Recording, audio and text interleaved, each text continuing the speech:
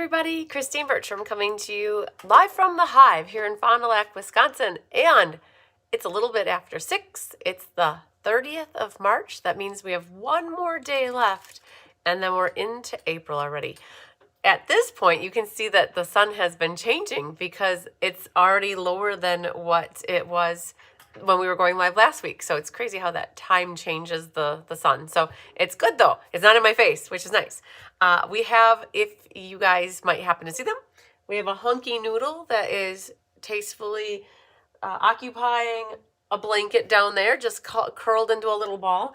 And we have Bigger Tigger. I don't know if you guys can see him from this angle, but I'll see if I can zoom in. He's being Mr. Officer over there. And all the card kits. There he is. Yep, there's our Bigger Tigger. You want to wave and say hi, Bigger Tigger? No, Mom, you know I don't know how to do that. So, but now, yeah, that's that pile right there, you guys. That is from over there all the way, that area. That's all, well, not that far, not this stuff, but all the stuff over there, card kits ready to go. The gals were here today, well, Mom and Gloria, and we had a first-time helper in the Hive. So her name is Caroline, and she is Tyler's mom, and she spent time with her boys yesterday and ended up spending the night for the first time ever last night. She's just recently retired, and she knew she was sleeping over, but didn't know that she was going to help us kit cards all day. So we put her to work, and she stayed till about 3:45. So from 9:30 or 10 o'clock until about 3:45, she helped kit cards. We kitted all of Stamp a Stack today. So this class right here that's coming up, yeah, I don't know, later in the, it's actually, I'm doing it on May 1st, and then Diane's doing it later in the month. So this is the homemade sweetness Stamp a Stack. So she helped us kit this class, which was, we're planning for 60 and 15 cards. So I think that's 900 if you do the math. But she helped us lay out all of these. And then we kitted up 3 for the sweet class. We kitted up 2 for the monthly class. And she said she'd be okay with coming back for more fun. So that's nice, right? So we didn't scare her away. I am trying to figure out this. The camera is just different than what it used to be. So still getting used to not looking over there, which I have a tendency to still do that, you guys. I did that for 6 years, so it might take me 6 weeks to get back into the habit of into the new habit, I should say, of that one. So who do we have here with us? Lots of people. Hi, Sherry Martin. And Linda Grady is here. Yay. Yeah, it was warm here as well. Oh my goodness, 71 degrees. I love it. I feel like I should have gone out for a walk, but as soon as I'm done with my live, I think I'm going to go sneak out and walk for a mile and come back and then get back on the computer. Lots of class registrations to get back to, you guys. I am not, so I shouldn't say happy. I haven't been in the class registrations, so I knew that I wasn't going to get to them over the weekend. We were working on designing for Stampin' Up on the Sun and Kelly's class and tax time, so I spent 3 hours, maybe 3.5 hours.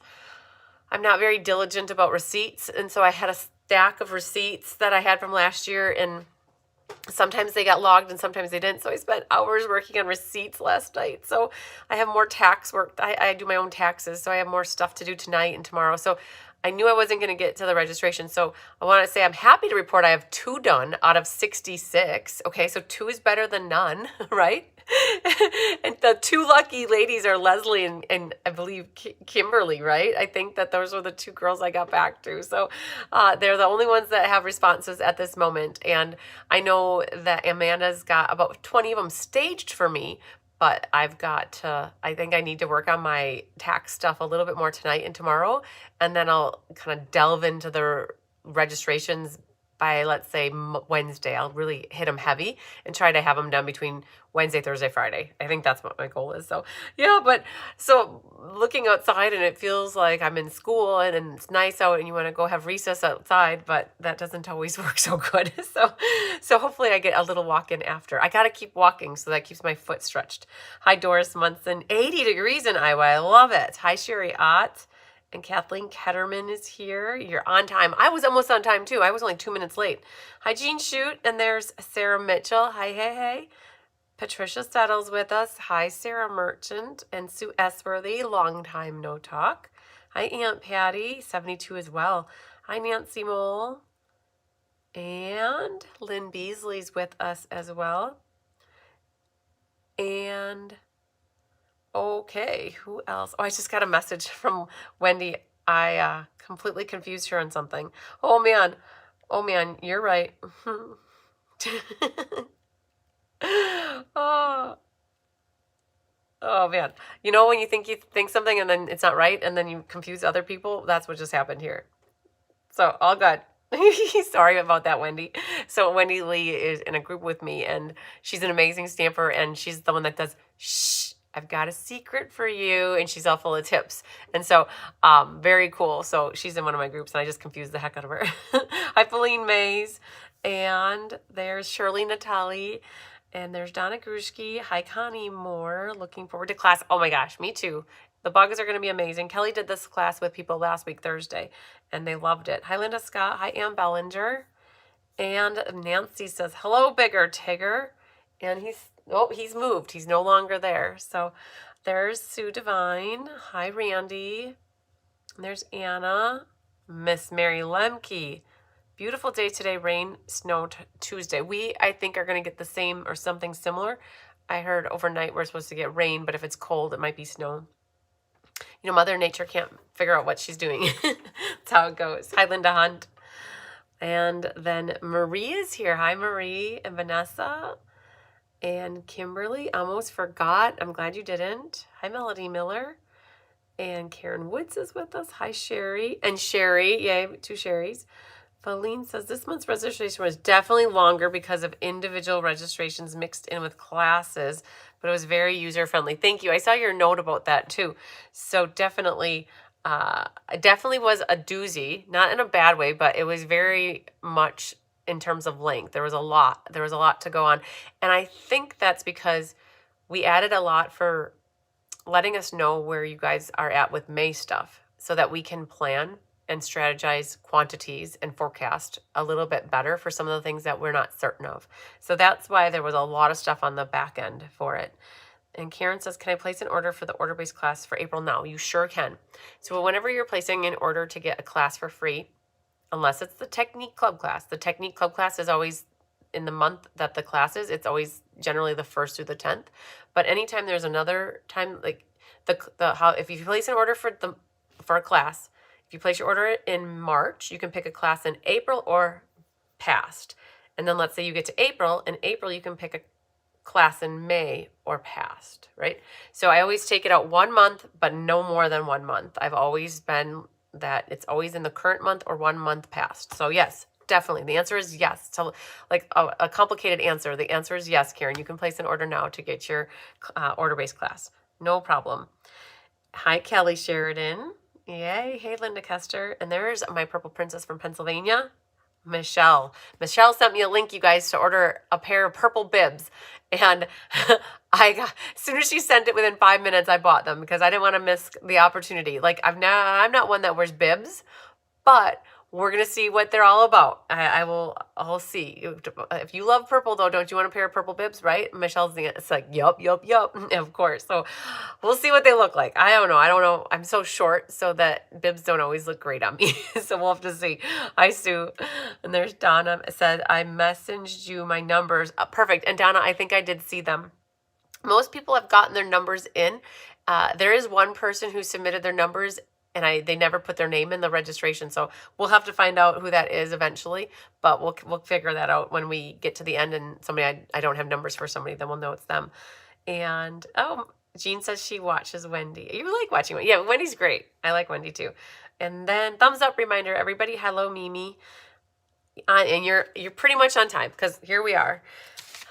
Only 6:13 and we're ready to get going. So you guys, this is what we worked on today. I'm so excited to show you my list. I was showing this off the other day. So these are all the kitted things that we're doing. And I know acronyms don't really do much for you, but I love crossing things off. So we've got the Sweet Bundle done today.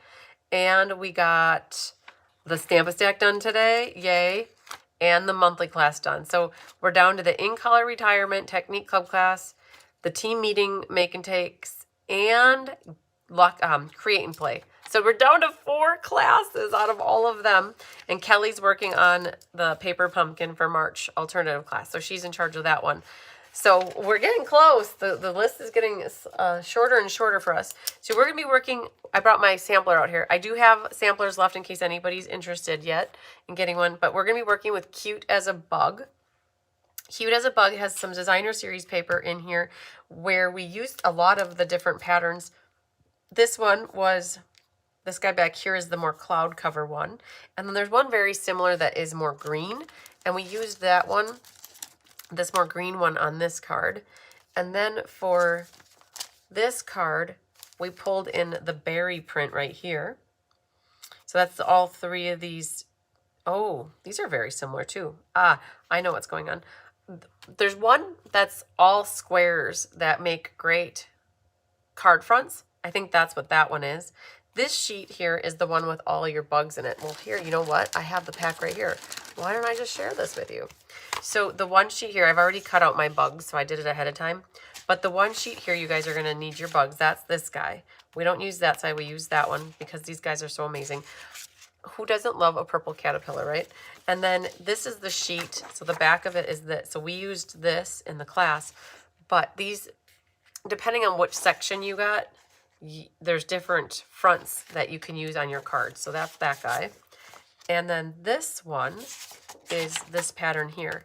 And that one, actually, we cut out some animals, the insects from this one. So that means on this guy, you're going to have to look around to get, well, and we'll go over it when we start class. But I'm just showing you the pretty paper. I like this one because I would not have thought to use the blackberry with the cloud cover until I saw this pattern. So we used that one on this card, or one of the cards. This is your berry piece right there. And then that one is this guy right here. So the paper is pretty cool. And it's still in stock. What isn't in stock for you guys, just know that the insects, gosh, words are hard today. It's been a long day. We kitted up like 1,200 cards. My brain is not working properly. But you guys, the Rick Rack ribbon, I call these little pigtails. The Rick Rack ribbon is out of stock until, I believe, May 4th. And the ladybugs are out of stock until April 27th. So, oh, there now you can see the sun's coming down. What happened was I thought that I had bought enough for the 64 people signed up, but I had only bought enough for 60 people. So I believe there's only about 4 people that I owe the Rick Rack ribbon to. And I was able to borrow the bugs from other people to help make ends meet for the original 64 that are signed up. What happens is the 4 people that I couldn't find the Rick Rack ribbon for, what I did for you guys is I put in enough of the Rick Rack ribbon for you to make your cards for class. And I will owe you the roll of ribbon, and I will plan to put that in your May package. That is the plan. So just know everybody that is part of the original 64 should be able to make the cards, and that I do owe some people some ribbon. Now, what happens is the bugs are such a hot commodity. These cards, you guys are loving them. I started a wait list, and I didn't anticipate the wait list to take off like it did. And I'm going to honor everybody who registers for it because I can at this point. I'm going to wait to start kitting them up until I know how many to plan for. I've gotten about 66 registrations in. I normally get close to 90 to 100. So I think 2/3 of the registrations are in, and I'm already up to 18 or 19 or 20. When I looked 2 days ago, it was 17, and I know that a few more have come in. So let's just say I'm at 20. And there's 20 people that are on the wait list from the April registration form. And then on top of it, I had people that I already knew that I had to tell them that they were on the wait list already back in March. And those people, there's 1, 2, 3, 4, 5. And some of that might be some of those people might be duplicated between the 2 lists, but that I could potentially kit up maybe 24 to 32 more, depending on what you guys tell me with the registration. So because the ribbon and the gems aren't available until the end of April or May, that's why I pushed the waitlist kits out to May. So for tonight's class, I'm only going to do roll call with the original, I think the original names that I have from the first set. just because I haven't even made heads and tails yet of the April registration form. I will probably say the 5 people that were signed up in March, because they're in my book right now. And the names, though, of people that did fill out the April registration form, again, you're not going to be part of my roll call because I don't have the bandwidth to like say all those names, because there's 20 more people. That's amazing. Like, not complaining whatsoever, but that's I never expected that, especially when we went from having, let's say, 20 extra in November and 8 extra in December, and I have about 15 extra in January. February, I still have about 8 left. And so what we did is we dropped it down because I didn't want to have extra card kits for 18 to 20 sets, right? So we made 64 for me, and we made 8 for Kelly, and Kelly had 8 people. It was perfect. It was spot on. So that's why it's sometimes hard with forecasting. And so, but people are being patient, which is amazing, that they want the class and they can wait for it till May, which works out perfectly fine. They can always refer back to this video to watch the class. If you ever have snafus with low inventory, ribbon embellishments, etc. for card kits, you can always ship mine later. I have so many past kits to keep you busy. Oh, I appreciate that, Feline. That's good to keep it in the back of my mind. I do appreciate knowing that. And Pat Settle, it's okay. It's not worth it to mail the ribbon at this point. Everybody who's part of the wait list is good with waiting until May to get their stuff. And there's 1, 2, 3, there's only 4 people that need to get the rolls of ribbon, and they're okay because I can ship it in their May pack. I picked people that get classes from me every month, and that they wouldn't care if I give them, that they didn't care. I'd give them little I didn't give them schnibbles. I gave them about that much, which is what they need for making the card. So yeah. All right, so can't access the sign-up. Sherry Stewart, why can't you access the sign-up form? That's interesting. So that tells me something's wrong, not necessarily with you, but on your end, because I did get 66 of them in. And nobody's really had problems with the class sign-up form. And I've only had a couple people tell me they had issues with the lucky numbers, but they have since gotten their numbers in or just texted them to me. So Sherry, what I'd love to experiment with you to understand why you can't get in. Is it the email address, or is it something else that's hosing you up? And I'm curious what. So like, sometimes I love solving a little mystery, especially when you're the only one that has had a problem. So, and worst case scenario is at this point, send me a message to email me and let me know what classes you want to get signed up for, and we can put it in the back end on the spreadsheet for you. Debbie Guest, that's a very important question. Are you accessing April? Because if you go to a previous month or somehow pull up March's or prior, I've got those forms turned off, and they will come back up saying that the form is not active. So you definitely want to make sure you're getting into the April form, which is in this video. Nope, the link in the video for today is still March's. So yeah, definitely. I wasn't able to get in through YouTube, but tried website and just got in. Oh, you just got in. Okay, perfect. So you weren't able to get in through YouTube. I think if you were trying to get in through the link on the YouTube for right now, it's because it's March's registration form, because I'm in a March class right now. So that's a very good point, though. When it gets to be the last 2 or 3 days of the month and I have a class, I should be putting on next month's registration form.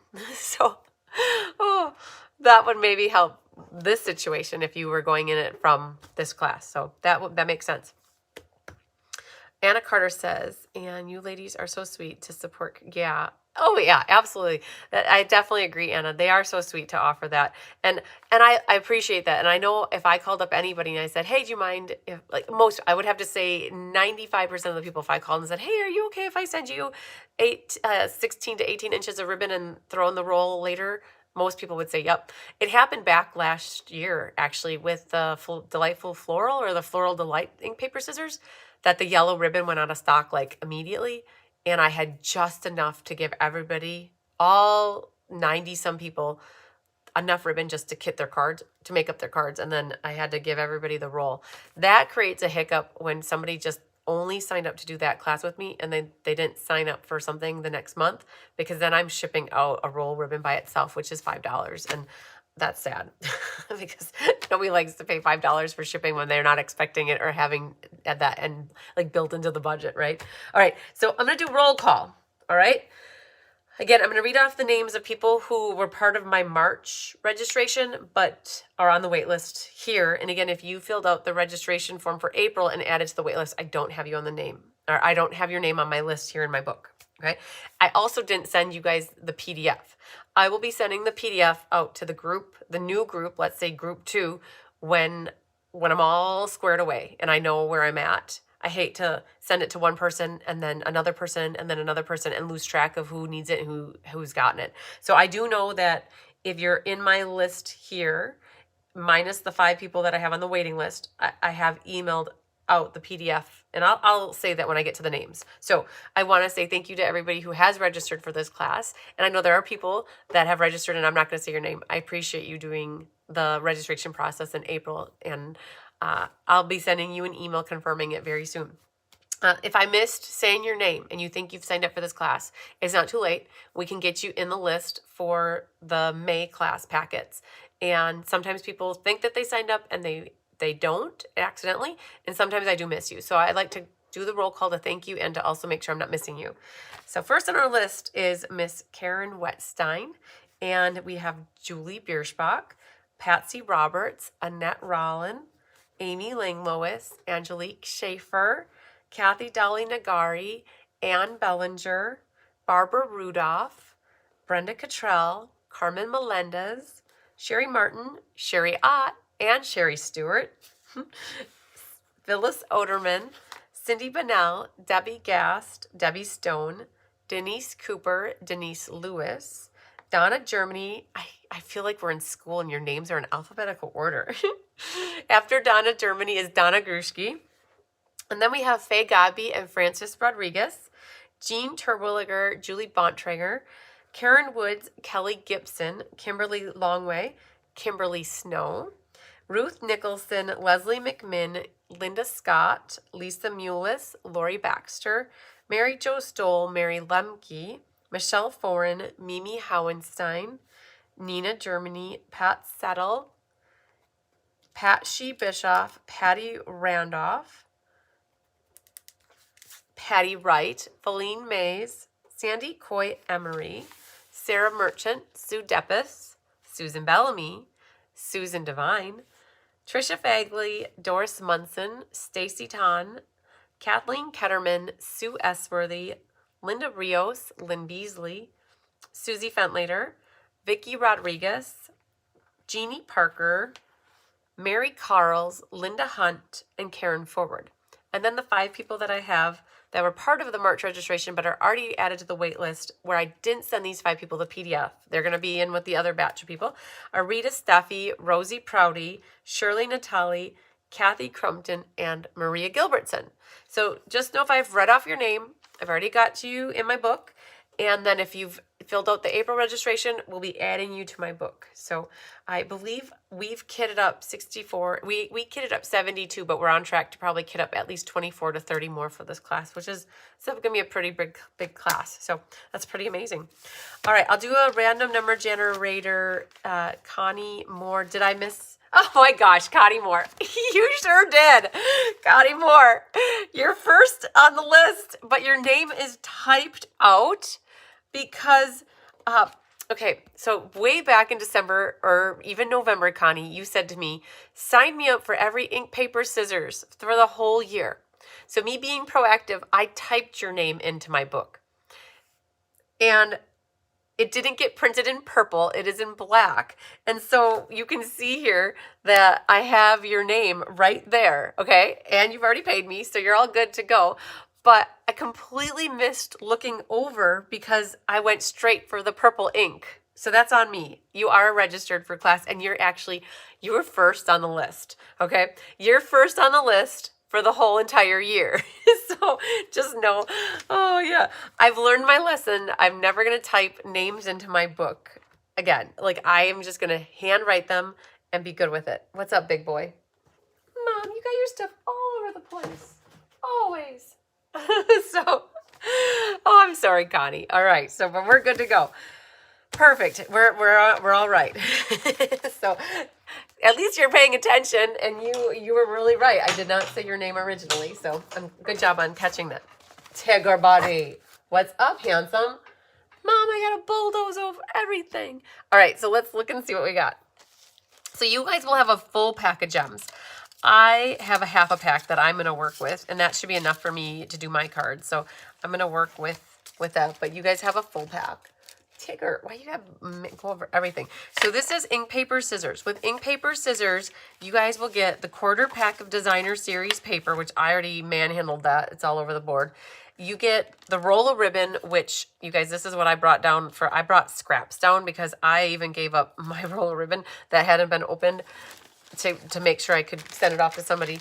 You get the gems and then the 4 card kits. So underneath your card kits, underneath the golden ticket, you'll find your card kits. But ink, paper, scissors has got it today's date. It's called Cute as a Bug. But what happens is the stamp set is called Sweet Bugs, which is so crazy. You go from the beginning of the alphabet with the sweet name to the end of the alphabet with the stamps and the dies. And there are a bunch of dies in here, 22 dies.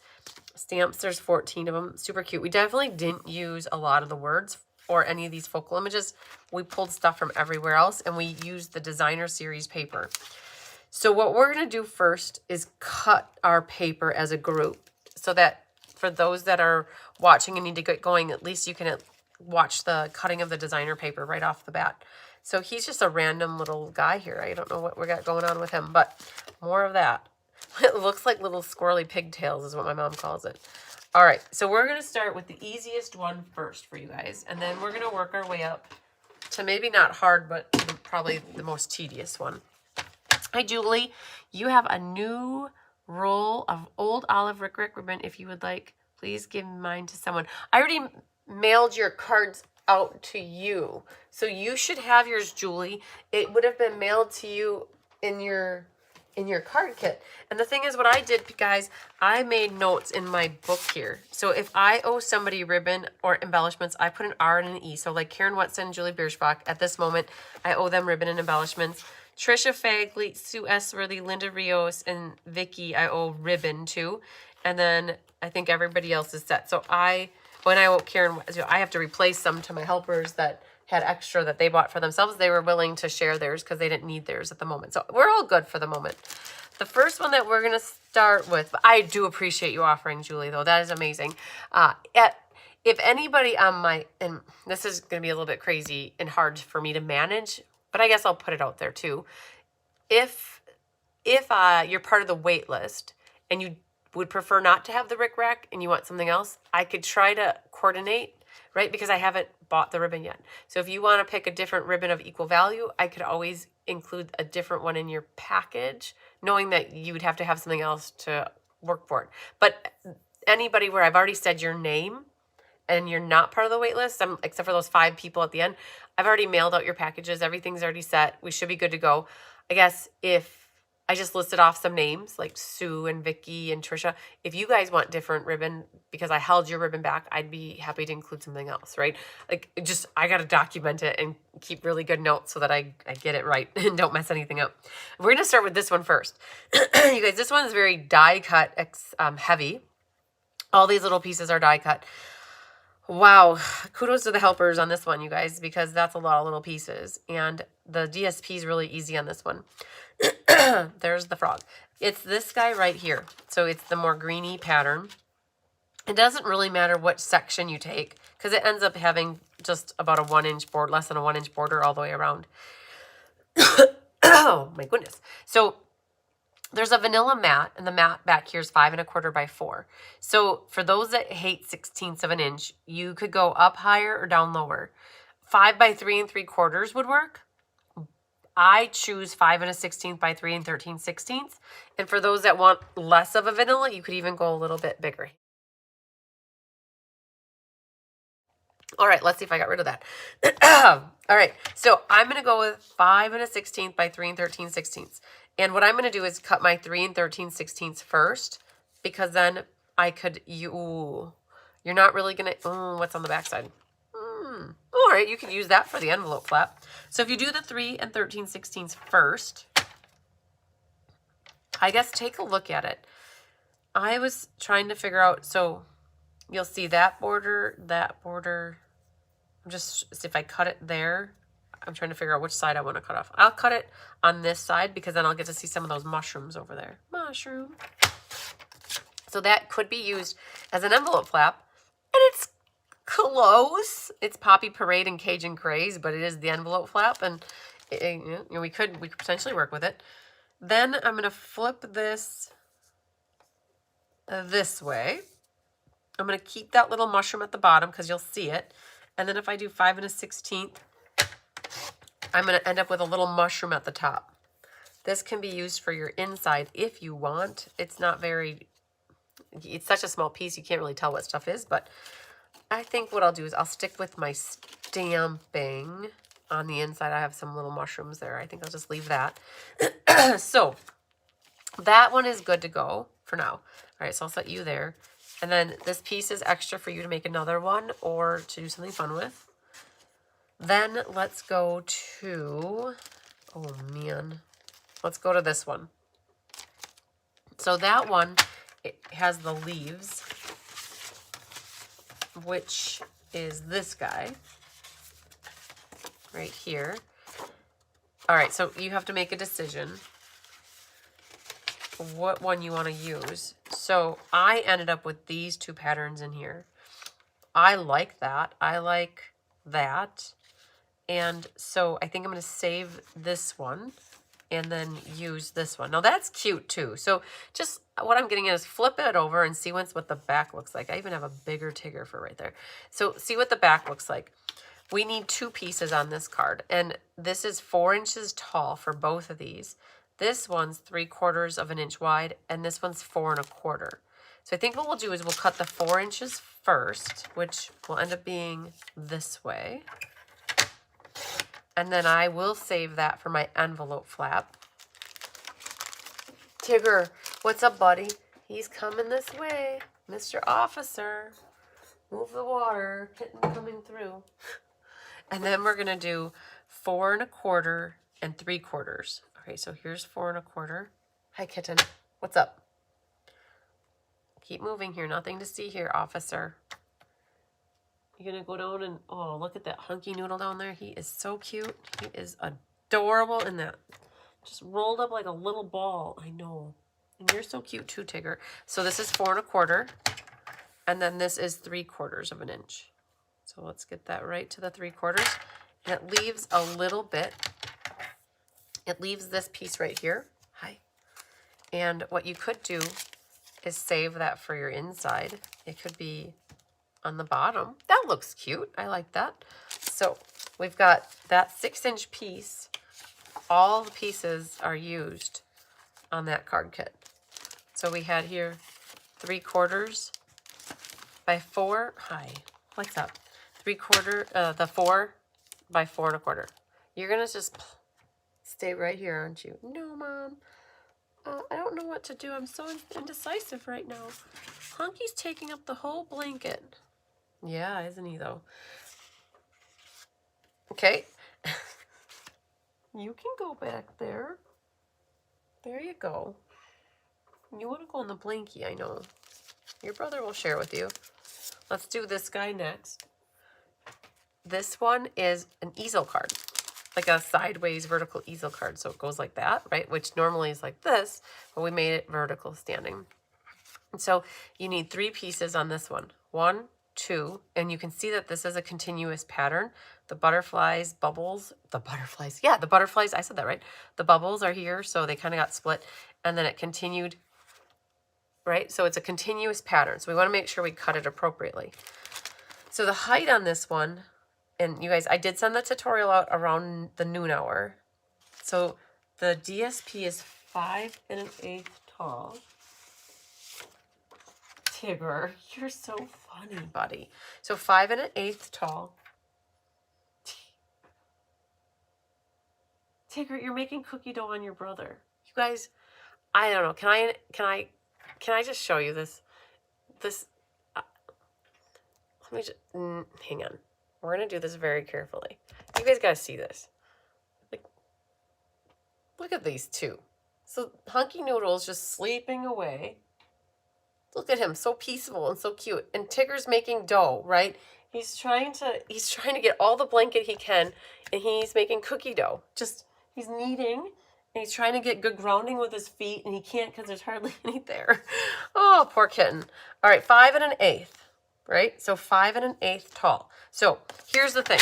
Before you cut your paper, you want to look at it. So there's a piece here and a piece here. So you guys should have 2 pieces. They are slightly different. And what's important is you look at what is exposed here, right? The top and the bottom. So if you put this like this, you can see that's exactly what we have because that strawberry's in the top there, right? Then down here you're going to have so right here you can't see his head, but that's actually the caterpillar here. It gets cut off. The other thing is if you go from this way, right, your caterpillar is going to get covered up behind here. Right? So I guess just be cognizant of what's going to be exposed. Here, if you cut it like this, that could work. You'd have that dude at the top. You'd have that butterfly at the top. He's going to be on the side here, so you'd get to see all the strawberries. The little ladybug would be partially covered up. So these little guys would be at the bottom, or the grape probably. So just be aware of what you're cutting so that you know if you like it or not. You've been watching Jackie and Shadow again this year, and I've started speaking for the eggs. I caught myself, and they started to killing myself. And you're killing yourself laughing. Oh, that's funny. All right, so let's go back. 5 1/8. So I'm going to just go with this one and be good with it. So 5 1/8. Aw. So he finally hunkered down, and he's into the blanket part that was open. So 5 1/8. And we need 2 pieces that are 1 3/4 for these 2. So let's go in a consecutive pattern here. So 1 3/4. So that guy. And then we need 1 3/4. And then we need 1 1/4, right? So you've got more left over than you need, but 1 1/4 is what we went with. And this is extra then. So these are my 3 pieces. They're 5 1/8, 1 3/4, 1 3/4, 1 1/4, and I'm going to put left on the top, middle in the middle, and the right on the bottom. All right, so we don't really have a lot left over for an envelope flap. So we'll come back at the end and see what we can do for envelope flaps. I mean, we could definitely tuck into or cut into some of these extra pieces, but I'll wait and see what's going on. And that is what I used on mine right there. All right, last guy. Last guy has a bunch, and we just have to, I think we need 1, 2, 3 pieces. And the easiest one is this guy right here. Let's start with that one, and then we'll pull out the other 2. Now there is direction to this paper. To me, the bees are flying this way, right? And the plants are growing up like that. So definitely want to be making sure that I don't cut my paper incorrectly. So this piece of DSP right here, that one's our 5 1/16 by 3 13/16. So what I'm gonna do, basically we get this mat out of this piece, and we are gonna have to dip in to this piece to get the other guy up there. And then we have to go back and grab some of the leaf pattern that was. So we'll have to dip into this to get this leaf pattern here. So we'll come back to that. So 3 13/16. So I'm going to cut that first. That could be my envelope flap. And then this is 5 1/16. So let's flip it. And then the other thing is, this is another one where if you do have bees in certain spots, like if I cut that bee, you could see the bee there, where if I cut the bottom off, the bee will get glued underneath. So I'm going to make sure that I cut the top off so that you'll probably be able to see the little bee peeking out over here. So 5 1/16. All right. So this is the back flap here. This is going to be my envelope flap, and I'm not going to be overly concerned about the B being, it'll be crooked. And that won't work here either. It's just a little bit too short for that. So the other thing is you guys could hold this and do something else with this. So we'll do this and bring in this piece. So this top piece right here is, I gotta look on my thing here, 2 5/16 by 3 13/16. 2 5/16, which is right here, by 3 5/16. So I'm gonna go, I like these berries like that, so we're gonna go and keep them on instead of cutting them off. So this is a scrap then. So this piece is the one that goes right there. And then you have this left, and you might as well use this if you want to. If you don't like to decorate your envelopes, you could save this and make something else with. But if you like to decorate your envelopes, I'd cut this at 2 1/4 and then save that for your envelope flap. That can go into the scrapyard. So let's go back to this guy then. This one is 2 1/2 by 2 3/8. So let's do 2 1/2. Now look at the back. I'm gonna cut this bottom off. So I'm gonna see when's what, 2 1/2 by 2 3/8. You're just gonna need to get a pack of this paper so that you don't have to worry about saving any of it. Like cut it up, and then you don't have to worry about those back pieces. This is that piece right here. I was looking at the back here, so I ended up with these 2 pieces here on the back, which would still make great mats for the front of a card. But I'm going to cut them up nonetheless, and I'm going to use this as an envelope flap. And again, this is where I just said, you just need to get a pack of paper. Then you don't have to worry about what happens to the back. But I'm going to use this piece for an envelope flap. So all of these pieces will go with this last card right here. And I got the envelope flap for that. What happens is I didn't get an envelope flap, which I like envelope flaps. So I'm going to take this one right here and use 2 1/4. So the magic number for my envelope flaps is 6 by 2 1/4. So I'm going to cut this at 2 1/4. And what happens is this is going to be the envelope flap with the little caterpillar, the little ants with the grape or blackberry, and then the little dude reading here. So that'll be my envelope flap for this one. Okay. And then I lied to you guys. This was my envelope flap for this card. And then the one that I don't have an envelope flap for that I want is this one. So let's look. Because when we cut that, it ended up being the wrong direction, I think. So you have this, right? So it was this one, but I feel like that's on the envelope flap going completely the wrong direction. So I'm going to go ahead and this guy would go on my envelope flap. That'll look cute. I'll do 2 1/4. And actually I'm going to cut it right above the mushroom top. And then when I glue it onto my envelope flap, I'll end up cutting a little of the bottom off there. Okay. So what's left is you need to find this piece right here and take a look at it. The card that we made the book out of, this guy, it has a butterfly here.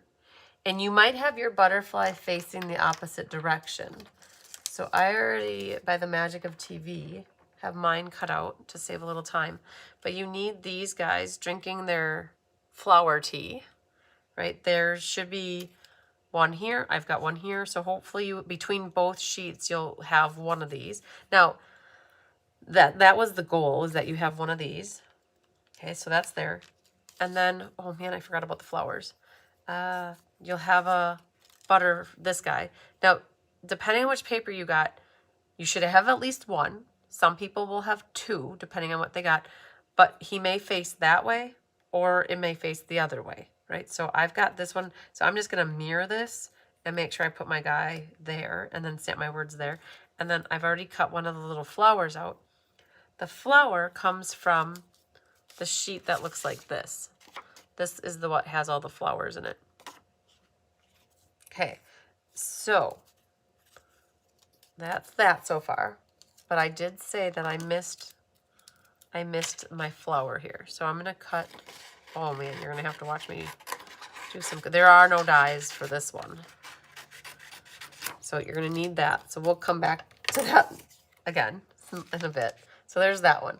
You're also gonna need for another card, this one, you're gonna need the purple caterpillar with the leaf. So that guy, so you'll need to get that. So there's a die for that. If you want, you could die cut that. Okay, so there's that one. And then the other one, that is this one, has the green caterpillar. And so you should be, so everybody should have at least one purple caterpillar. There were only 4 caterpillars in a pack of DSP. And we were able to coordinate it so that each person got one. Like that is what should have happened. And then everybody should have at least one green one. So my green one was in this section over here. And then you also will need a bee. And then we have the bee holding a flower.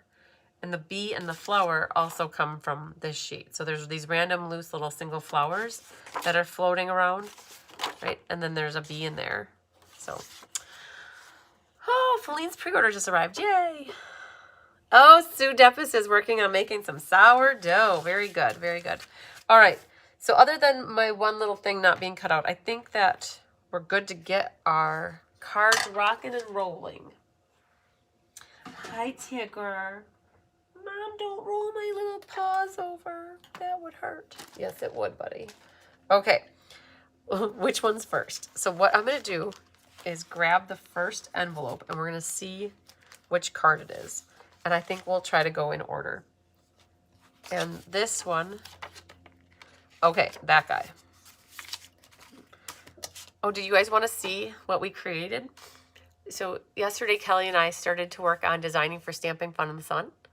And I did do a little post on the Facebook that shows all the in-color ink pads, and it showed the projects, and it showed our Mr. Officer and Supervisor, Bigger Tigger, and he was inspecting with his eyes closed what we were working on. He was keeping the blends warm. So if you guys want to see the cards, one of the projects is a mini class for the Stampin' Fun in the Sun. I have that here.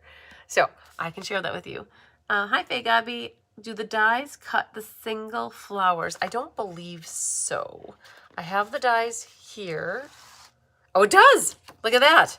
Yes, that die right there is the single flower. This die cuts the caterpillar with the leaf. And then these are the dies on the card that we're starting with. These dies right here are all the ones that we used for this first card. And these die cut these marching ants and the bug this, not this guy, but there's a ladybug reading. These are the mushrooms. Oh, this guy right here, that guy, he is definitely that right there. And then that's the bee has a die. So there are dies for a lot of the images for the DSP. Yes, very cool. All right, so the first card kit, you guys haven't even seen me open this, but I could tell what it was. There's lots of little bits and parts in this one. So you have, when you open this one up, there'll be this piece. And that is your mat, right? So you just cut this DSP. So you want to make sure you don't like fussy cutting. You're really bad. Oh no, you should, when you get together with some friends, ask them to do it for you. So you want to dry fit, right? So this is first, and then we save this for our envelope flap. You'll have a piece of crumb cake, and then an embossed piece with the birch embossing folder. Yes, I'm sad it covers up a little bit, but it's okay. You go like that. Now, the one thing that we noticed in Kelly, when Kelly had class, you guys, she realized that all of our little strips were just a little bit shorter than what the sample has. So these are vanilla. I'm going to work with this, and I'll show you that it's okay. You just have to have a little bit shorter of a sentiment. The Good Days, a head doesn't quite fit on here, but we'll find something else for on here. But your sentiment strip is a little bit short, but it'll work. It's not that end of the world. You have mushroom and mushroom. You have some old olive grass. You'll have a flower, and the stem for the flower. You have another stem that needs to get a haircut. The little centery thing for your, oops, that's upside down. The little center thing. And then the mushroom tops fit on here. And then you have another flower top. And you have your 3 little insects. There's a little snail, a little dragonfly, and then there's the butterfly. So those are in petal pink. And then you'll have your vanilla inside, and we always double mat ink, paper, scissors. So you can see that that's for that. Okay, so let's go ahead and burnish. Always, you guys, if you get your card and it's not like, it's angled slightly, that's because when my gal's mom and Carolyn, and she was asking about it today, we just casually just fold them in half, and they might not line up. So what you always want to do when you get the card kit is grab your corners, make sure that they butt up to each other like that, and then hold that down while you burnish them, and make sure you get it set up. Don't just blindly burnish, because your corners might not be matched up perfectly. So let's go ahead and let's do our stamping. So with this one, we need a sentiment and something for the inside. So we talked about using the mushrooms, and so you're going to need Cajun Craze ink, which we have here. And this hot mess of a pile needs to go over here for right now. We are going to use these mushrooms, and Love You Lots. I wonder if that fits in here. Oh, it's the perfect size for that. Maybe we'll do that. So you got your little mushrooms, shrooms, and let's just see. I brought a whole bunch as well. So I have not much there. Oh, Thinking of You. Let's see if the Thinking of You works too, because that's more versatile, I think. Let's just see if Thinking... it does. That's perfect. I'm going to go with Thinking of You, only because it's more generic. Not that I don't love you guys lots, but there. Thinking of You, mushroom. And then on the inside, I can leave it blank too, because Thinking of You could be for anything. So we'll put our mushrooms down here. And then, oh, there was a cat back there. I didn't even see Nancy. Oh, man. Feline likes her new catty. Yay.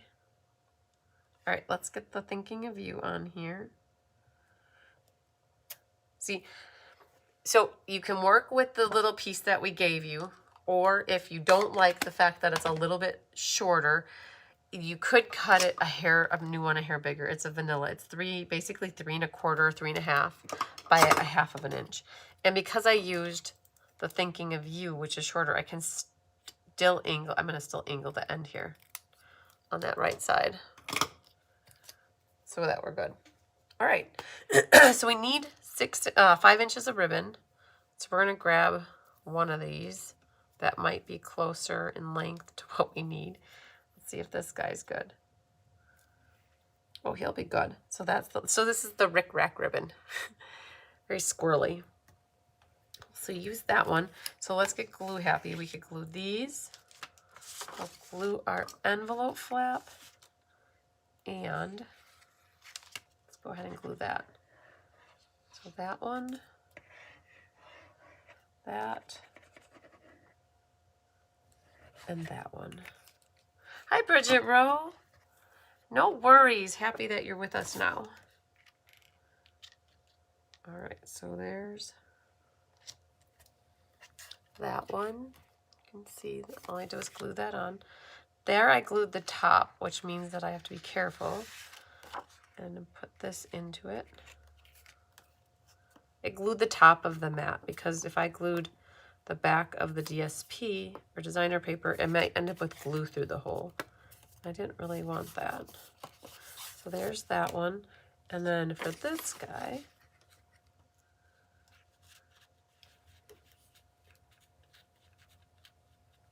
right there. Okay. That'll be cute having that on the back. That'll match the card really nicely. So we'll give that a second. We'll cut that. And then this can get glued on the inside. And then our piece here of Cajun Craze can get glued.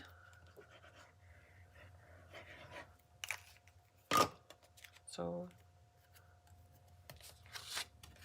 that will go. So Old Olive mixed with Cajun and the vanilla go great together. So that's good to go. And then over here, it's about 1/2 of an inch from the left and maybe 5/8 top and bottom. So this piece is closer to the left than it is to the right. Say right about there. And that's because this piece, this die cut, is going to go off to the right a little bit so that you see some of that here. Okay, so then this is going to get popped up with dimensionals. So in case you were wondering, that saying good days, the good days are ahead, or the good days ahead, that's the same set. So that's what I used on this card, but I pulled the thinking of you out of this Sunshine and Tulips as well. So it was the same set, just different sayings. You can pick all those off. Nothing else happens to this, so we can glue that. And it's about 1/4 of an inch from the top, and when you set it down, I've got the same amount of designer paper that is on both sides now. And you can see there's a little bit more Cajun Craze here. That is because the ribbon is down there and then the label goes here yet. Right, so you're gonna need some tear and tape. Feline says she does like the new caddy. I do too. I'm happy with the new catalog. It's got lots of pretty things in it to look at.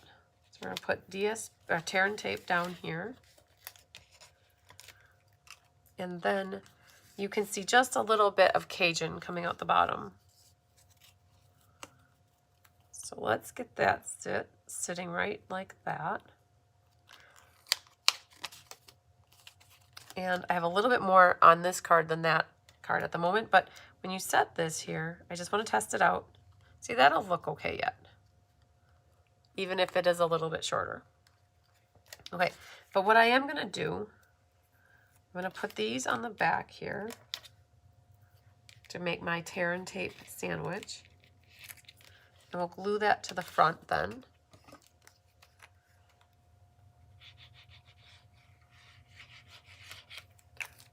I am going to put a little bit of adhesive underneath the rickrack, I think. It's a little flippy floppy. Or you can even just take a glue dot. Let's just do a glue dot. What I'm going to do is put this right underneath, and that will help secure the rickrack so it's not going to flip-flop around. Then for right here, I'm going to add a strip of this dimensional. So that is the perfect length, actually. So let's cut off that.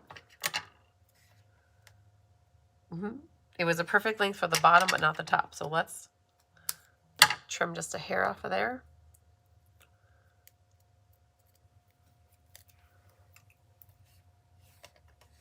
Don't put the adhesive on the wrong side. So this goes, well, what needs to happen is this needs to go right through here.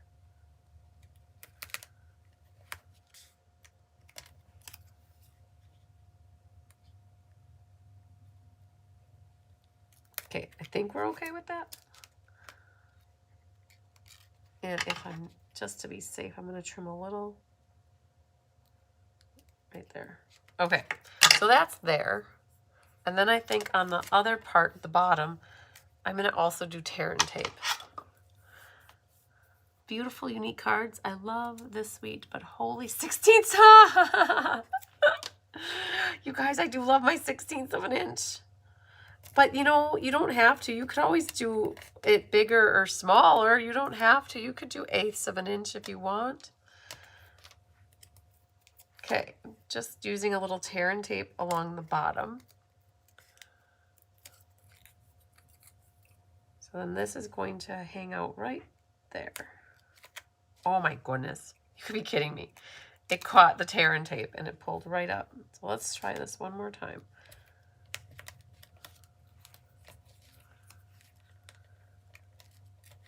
Let's go like that. Okay, let's try this one more time. That's going to hang out right there. All right, let's do these. Okay, there's a little bit of sponging going on. The white flowers have some Cajun craze. I know it's hard to see it. You just have to be very gentle because you're going on white. So you don't want it to be too dark. And I'm going to practice on the back first. All right. All right, so that's good. So we're just going to do a little bit of Cajun right in the middle there. Little color. And then this one, it's hard to get right in the middle. If you had a Q-tip, that might help. But I'm just gonna wing it. Oh, look at that. See, that's it. Just a little bit. Just give a little texture. Perfect. I think that's it for ink then. So put that back over there. And then these, the mushrooms. I'm gonna put a little glue up there, right there. And this guy gets a little bit of glue there. It looks like one of those gummy candies, this thing does. You gotta be careful because if you put too much glue, it's gonna ooze through the little circles. So that die right here, just in case anybody catches it, this die right here is a 3, it's got 3 all in one. It looks like this. This one looks like the raspberry, and then you have a small one and you have a big one, and you die cut all 3 at the same time. It's really hard to get one without the other 2. So what happens is this is your winner creative escape. It's your double dipper card. So for those that did the escape with me, you've made this card. And what we did is for those in the escape, you got the small one. And then for this class, you guys got the big one. And then the raspberry is still sitting there. We haven't done anything with the raspberry yet. But only one man dares to give me raspberries. And you guys know who that is. It's Lone Star. All right. So that mushroom cap goes onto that one. This is just a little bit bigger. You can see it when you have it next to each other. You can see that the one on the right is just a little bit bigger, but it still looks great. And then this mushroom. Hi, Cindy Runtree. This one goes over here.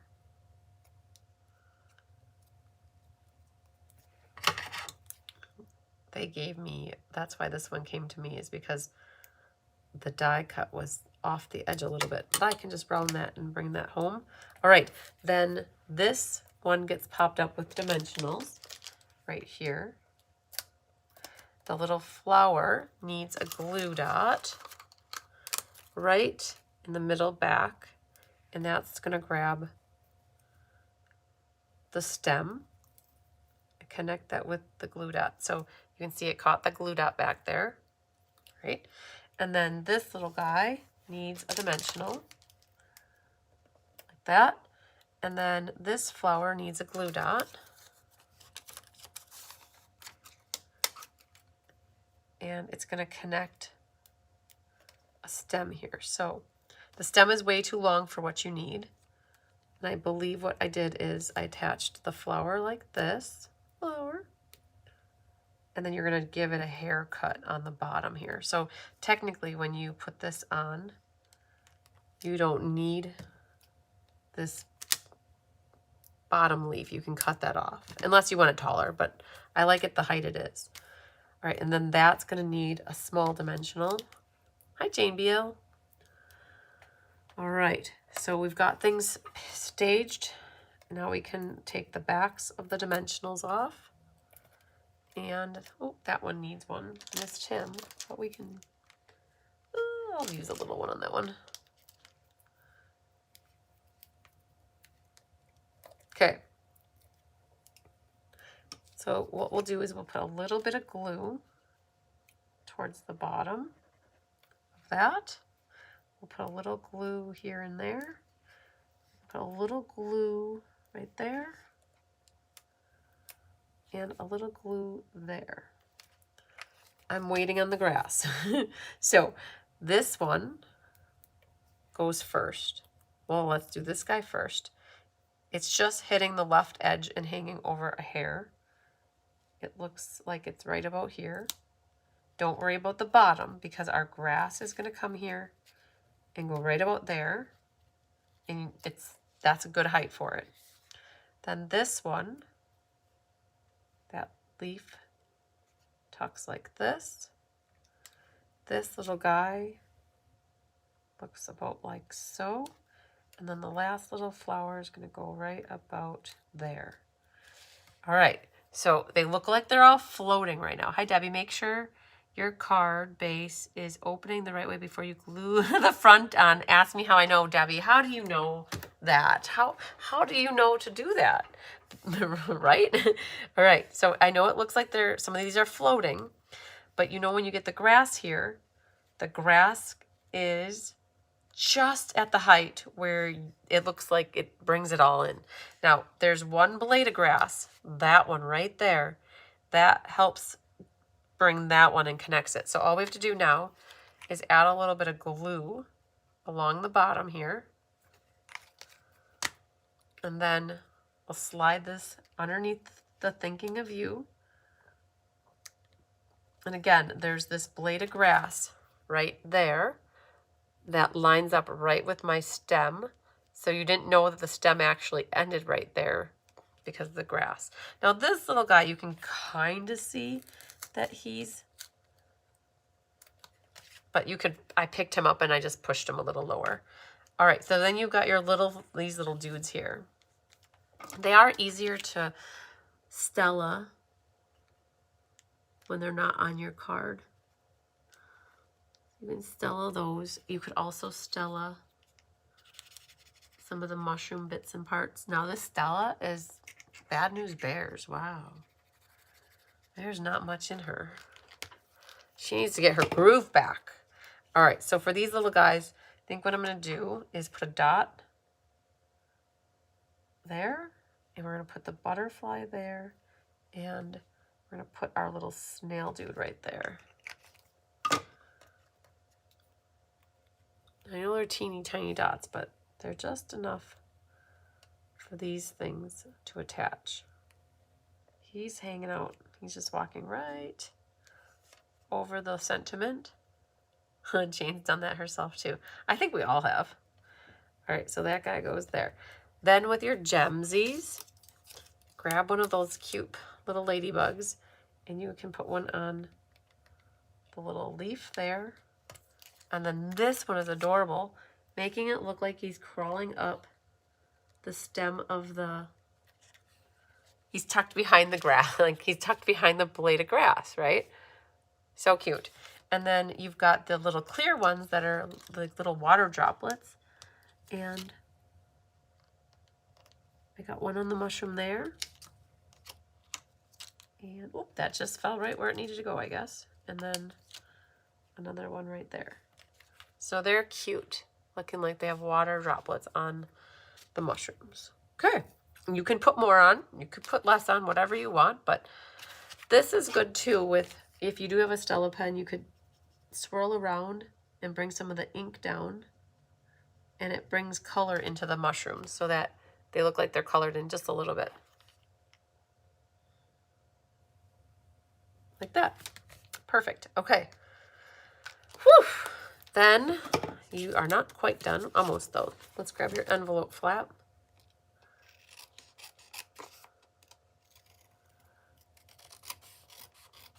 I'm glad we didn't go with the Poppy Parade. I like that better. It's okay. You caught it in the time. Just a little glue on the wrong side. And hopefully your adhesive eraser can help get rid of that glue. All right, so you go to the garbage, and now look at that. Cute little envelope flap to match. And that really shows off, so it kind of, this lets you wonder what is behind there, and then the envelope flap lets you see what is really behind there. Yeah. Okay. One done. Very good. All right. I like it. And oh, I see Bigger Tigger took a chair. So, are you guys curious? Should I take a little not even 5 minutes, but a little minute break here and show you the cards for the Stampin' Fun the Sun? I didn't hear anybody or see anybody that wrote anything about Stampin' Fun the Sun when I mentioned that. All right, so I will share with you so the Stampin' Fun of the Sun it's 4 mini classes in a day. And you get a goodie bag, and there's creative presentations. If you come in person, you get lunch with me. My mom and dad make it. My mom is the chef and dad is sous chef. And then if you don't attend in person and you need your box mailed, that is the cost for the food. So one of the mini classes is going to be, I always do an in color class with cards. So 5 cards that feature the new in colors. And there's Connie Moore. Yes, good. So you need so one of the boutique papers, you'll get one of each of the 6, right? So it comes with 12, and you get one of each pattern for this. So you get 4 half packs of DSP as part of your goodie bag, and one of them is this paper. So this was the paper we didn't use for the card, so I was like, oh, let's make a bag with it so that you guys have a bag. And so the 5 cards feature Golden Glow, and this is probably my least favorite because of the Golden Glow with the cantaloupe, but there was no way around it. It still looks great on the outside, but it's hard on the inside with the cantaloupe and the Golden Glow, but the outside it works better. So anyways, that's the worst one. And it's not even bad. It's okay. The other ones all go together a lot more cohesive, but we really tried to work with this one is the Hydrangea Hue with the Barely Blush mixed with a little bit of the Peaceful Pine and the Crisp Cantaloupe. Right? The butterflies are adorable. So this is the Hydrangea Hue, and on the inside of this one is the Peaceful Pine, right? Complete with a Tigger fur in there. So he was helping us make these cards yesterday. So that's Hydrangea Hue. And then this one is the Peaceful Pine, and on the inside of this is Hydrangea Hue.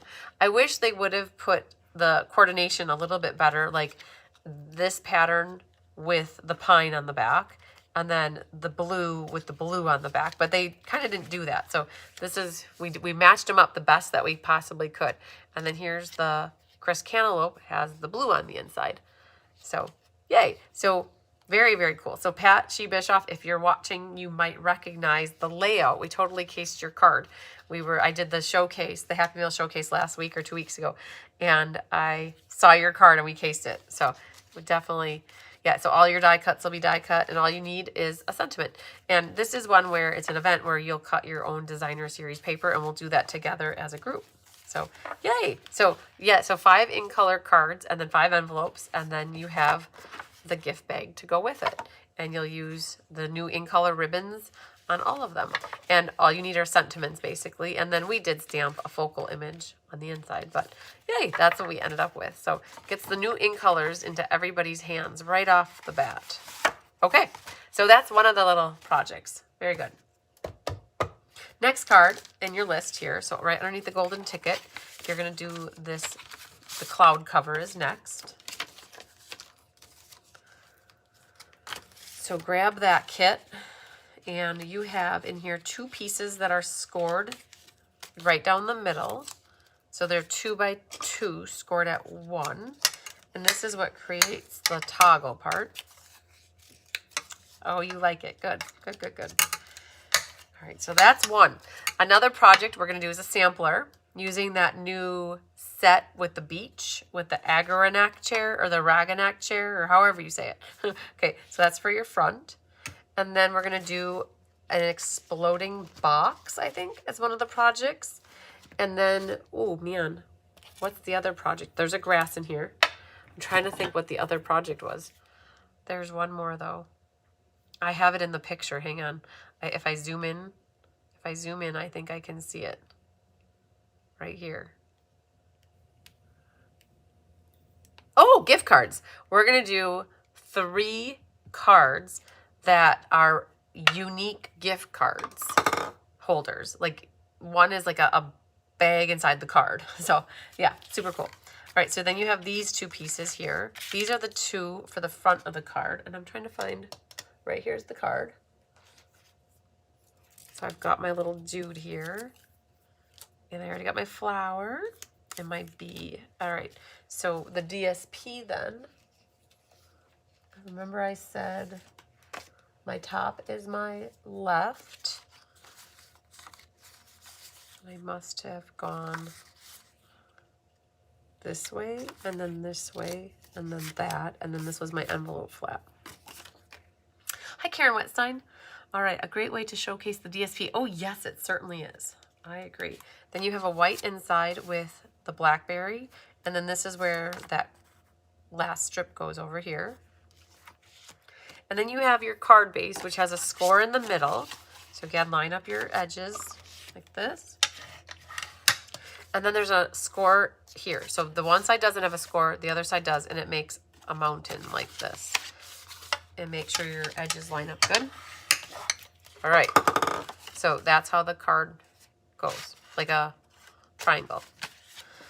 So before you get glue happy, let's just do a little dry fitting to make sure everything fits nice. That looks good. So that one fits good. And then that was good. So then these guys, these are your toggles, right? So on this card, this toggles back and forth, or dangles or dongles, or however you want to say it. And what happens is you got to get these glued on here first, because then these two panels will go over the top. So I'm going to put a little bit of liquid glue. Waka, waka, waka. And this one goes, I actually am a little bit north of the equator, so we're going to go up a hair.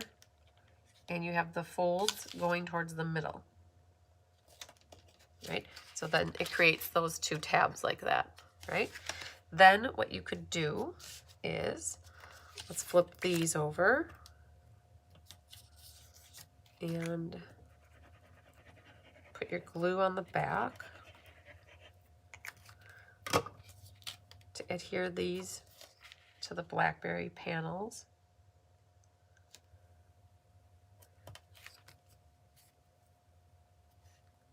Like that. Thanks, Debbie Gast. And then this one goes here. Like that. Then you can flip these both over and they get glued flat.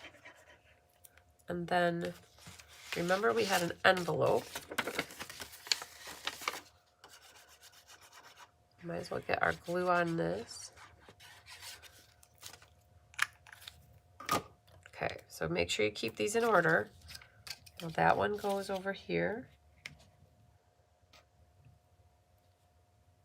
And then the other one goes on this side. So we made the blackberry panels just a hair bigger so that the DSP could be a hair bigger. Pat says, if I didn't sign up for the Fun and Sun with my April class, do I just fill out the new form, or is there a way to add the Fun and Sun to your April sign up form? Yeah. So let's think about this. I'm a little bit slacking on creating the event on my website. It's on my to-do list. And as soon as you see the registration form, you could definitely get signed up. So I did have a link for it in the, if you go back into the April registration form and you start to fill out the information again, which is a pain in the butt, so I wouldn't do it. But what you could do is you could access it from there. But you'd have to go through 3 different screens to get to it. But if you hang tight for just a moment longer, I will put it in the announcements section of my website. So right now, like the cruise part is there. I'll create a line item with today's date or tomorrow's date, and I'll put, here's the link to register. So I already created the registration form for Stamp Up on the Sun. I just didn't have an opportunity to create the event yet. So it's coming. So it's not too late. The reason I put it as a pre-registration thing in the May is because I want to know how many to kit up. Yeah, we did 144 the last 2 years, and we sold out both years. As soon as the event started, we were sold out. So I was thinking in my head, do I need 144 this year, or should I make less, right? So that's why I wanted to make sure I started putting it in front of people, because it's well, it's not officially April yet, but it is almost next month. And in the past, Stampin' Up on the Sun was the first week of June, which gave me a whole nother month. But because Stampin' Up! Switched the incentive trip to be when I normally have my Stampin' Fun in the Sun, I had to flip-flop the thing around. I had to put the Stampin' Fun in the Sun to be when the incentive trip usually is. So I had to bring it back up about 3 weeks. And so it's going to be here before we know it. So we're already starting to design. And I think by tomorrow morning, Kelly and I are going to have one more of the mini classes done. On Thursday, we're going to do another mini class. And then we've already mapped out the exploding box thing. It's so cool. It's a box where you have a box, right? And then you take the cover off, and the side flips down, the side flips down, the side flips down, the side flips down, and then you got a thing in the middle, right? And we're using, I'm trying to think what we're using. We're using the velvety paper, the velvet moonlight paper, something, the velvet. Hi, Kathy Booker. So yes, all right. So it's coming. It's not too late. You can definitely, if you didn't fill it out for the, oops, I have glue here. Oh, drying peacefully on this. Oh man, that's tacky. All right, there's no wiggle room with this guy anymore. So if you didn't fill out for Stampin' Fun in the Sun in the April pre-registration or April registration form, it's not too late. You still can sign up by all means. There's gonna be lots of space for that one right now. And then I know Kari Dwyer, I did get your note. She's sad because she was gonna be here in person and then things got switched around and she can't be here in person. So I got your message on that, Kari. I'll get the registration form flipped around so that you're not signed up for it in person or to go. So, oh man, so I got an extra little hair up on the top here. I don't want that to get caught anywhere, so we're gonna go ahead. Oh my goodness, let's get you trimmed up here. I couldn't wiggle it back down, unfortunately. So, oh man, let's go this way. There, that's better. I couldn't slide it back down, you guys. I forgot all about that glue marinating over there. But isn't this cute, this envelope flap where I got the scene on here? So good. All right, back to this guy. We have You Brighten My Day. And You Brighten My Day comes from a set, which I have to look. It's in front of me. I just don't remember off of the top of my head. So we're done with this, guys, the card for class. Okay, so we're done. Oh, You Brighten My Day. Does not come from that. Okay, let's put you back here. And You Brighten My Day comes from right here, Springtime Scenes. Right there. We'll grab that out. And that is stamped in Blackberry Bliss ink. And you have to be careful when you stamp this because you have some grass here, right? So there's grass down here. And you have the caterpillar on the side. So you've got to find the right spot. And your little bee is right about here. So there's a little pocket there to put your stamp in. So you want the Blackberry Bliss ink. You get 2 chances. If you don't like the way you stamp, you can always flip it over too. Just make sure that you get enough ink on here right off the bat. Okay. Make sure you don't have ink all over there. And now I'm going to leave these guys kind of where they are so that I have an idea of where to stamp that.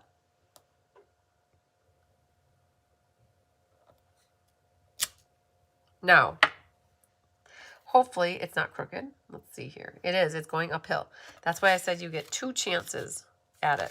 So let's try it again. Let's put that here. And I'm going to tape this so that it stays straight for me. That might help me. And then the little dude goes there. And then the bee. So you get 2 chances. Let's see what this one does.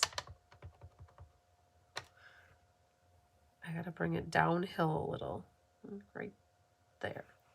Okay. See if that did better for us. Okay. I don't know. It still looks uphill to me, but you might not notice that when the whole card is put together. So let's see. Then we have, oh, hello, friend. You called. Is it me you're looking for? That's from the Sweet Bugs. And the Sweet Bugs are right here.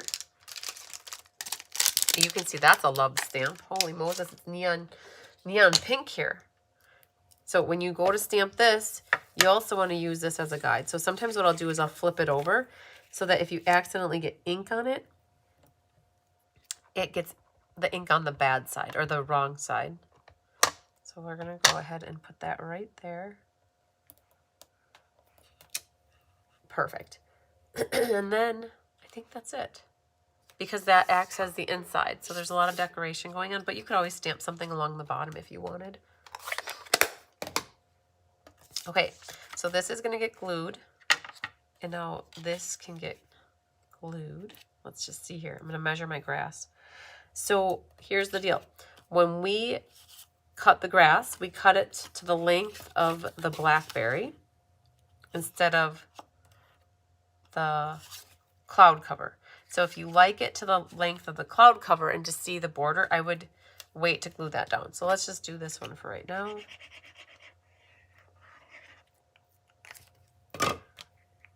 And then this can go on your blackberry piece.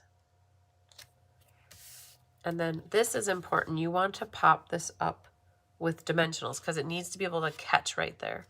So how do you do that? You can go along the edge of your dimensionals like this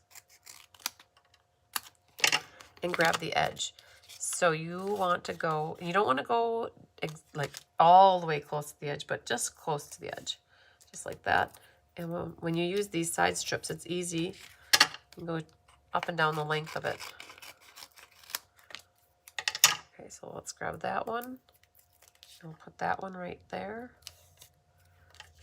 And we need a shorter one right there. And let's see here, right about there, like that.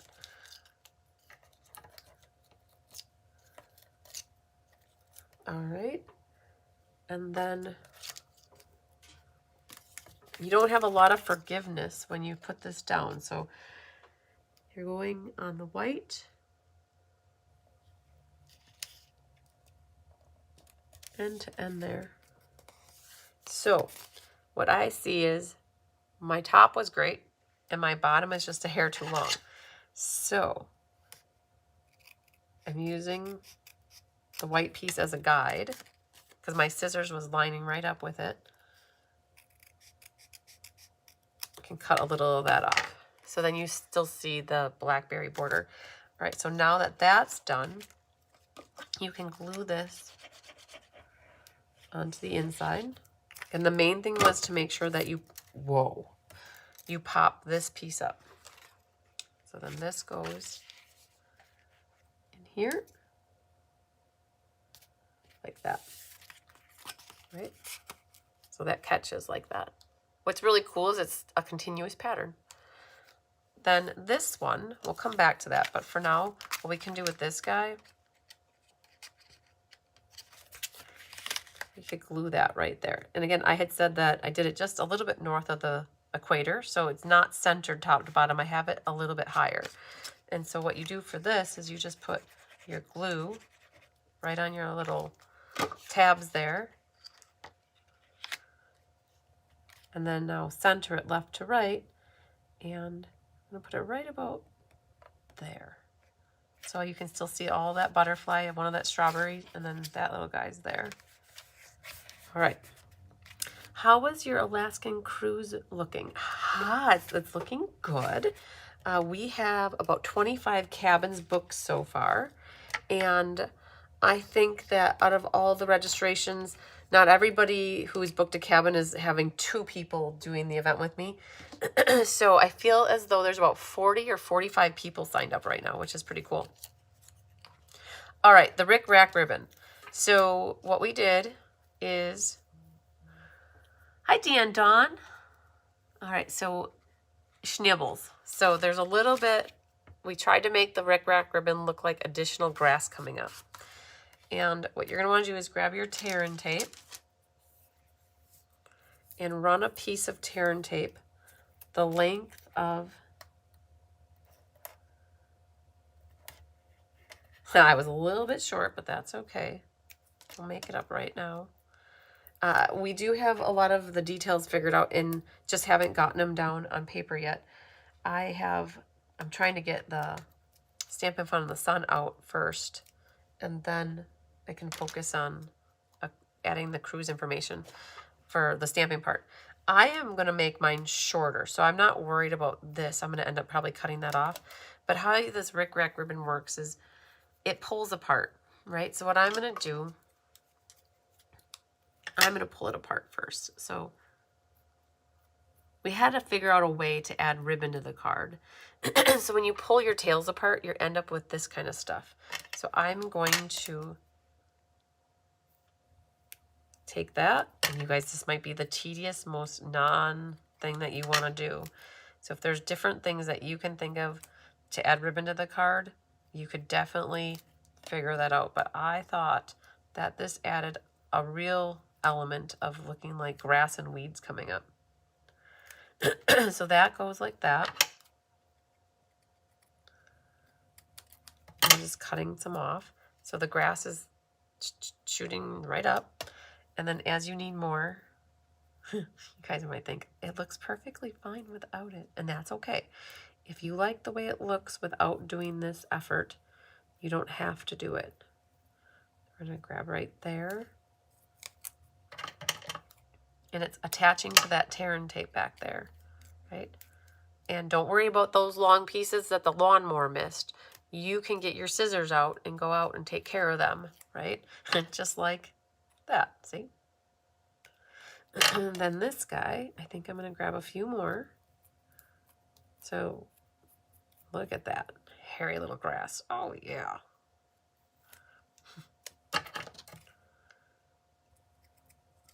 Perfect. Right? Hee hee hee. It's a way to add ribbon to the card, you guys. I think we'll do one more little schnibbles. That guy right there. He's going to go right there.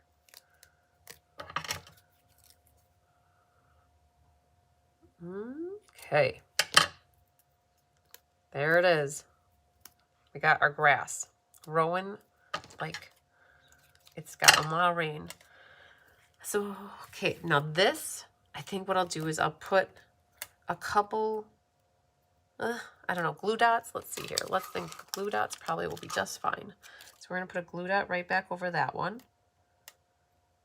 And then we'll grab another glue dot right there. And then another glue dot right there. So then, because the tear and tape is coming through everything else, that'll help it to stick. As long as it doesn't stick to your finger too much. All right. Then this is going to go on the bottom edge of the cloud cover. And I had said that I want it to be even with the cloud cover. So I'm going to take my scissors and trim that like that. And then with my ribbon scissors, if it's a little too high, you can just trim it. But there it is. Then this will get adhered onto the blackberry piece. And my caterpillar with its leaf for an umbrella. And then my bee. He's adorable. I like his cute little legs. And then what we'll do is pop up right there and right there. And we'll add a little bit of liquid glue the bottom. And I didn't add a lot there, so he's going to tuck right in to the grass. And then the bee's going to hang out right there. You got to be careful that you don't put dimensionals up past the area that's hanging there. And then there's a little flower. There's a very small little area for the flower. So you might consider using the edge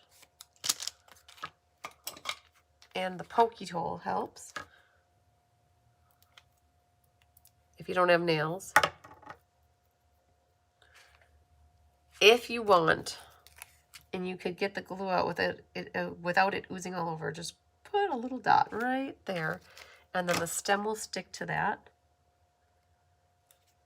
And he's bringing a flower for the caterpillar. Isn't that adorable? He's coming in for a crash landing. Not a crash landing, but he's coming in. All right. So cool. Then Stella. Adding at the DSP, you could definitely Stella, because it won't bleed at all. Stella, that caterpillar is just adorable. I know, right? I love it. Okay, but you know what's going to make it even more adorable? Oh my gosh, these guys. All right, so you've got this little ladybug. So I've got that one over here, right? But you could put it like right there. So you got a little ladybug in the grass, and then having a ladybug on the leaf there, along with little raindrops keep falling on my head. But that doesn't mean something, something. The eyes are going to be red along those lines. All right, but you add these little ladybugs into it, and it just becomes even more adorable, Dion, right? Oh, I love it. And then the blackberry with the cloud cover, and just we were so impressed with ourselves when this came out of our heads. So Kelly and I worked on this card together. You guys, you've got ladybugs galore here. We have it set up that you're making 4 cards, and that means you have extra ladybugs if you want to keep putting... Whoa, whoa, whoa, whoa. There's my hair in this bag. All right, that means you can keep putting more ladybugs down if you want, right? Use them, and then when they become available, buy more. All right. Oh, love it. Okay, we did good. Very good. So good, so good. How good? So good. And we have a matchy-matchy envelope right there. So cute. Look at his little hat. Like adorbsy. All right, so we got 2 done. We're going to keep rocking and rolling, girly girls and boys. All right, let's move you out of the way and see the next envelope here. Oh, man, I got a little scuff mark on that envelope. Let's see if that comes off. Oh, it comes off with the ink eraser. Look at that. Very nice. Okay, back on track. So, next guy. Also, we'll have the envelope flappe. Oh, man. All right, we're up to this guy. Let's clean the stamps so we can start fresh. I don't know if I cleaned that one already. Maybe I did. We'll clean the hello friend you called. Is it me you're looking for? This is the one that has, oh man, all these. Let's see here. What's going on here? We need, so we need that piece. This is for our envelope flap. We need these. This is for my card. So they go over here. We need the purple caterpillar. And then we need some stamps. So let's, Penny Powell, this one's for you. Let's rip that off. So we, oh man, I left to glue that on there. So be very careful. So we are done with You Brighten My Day.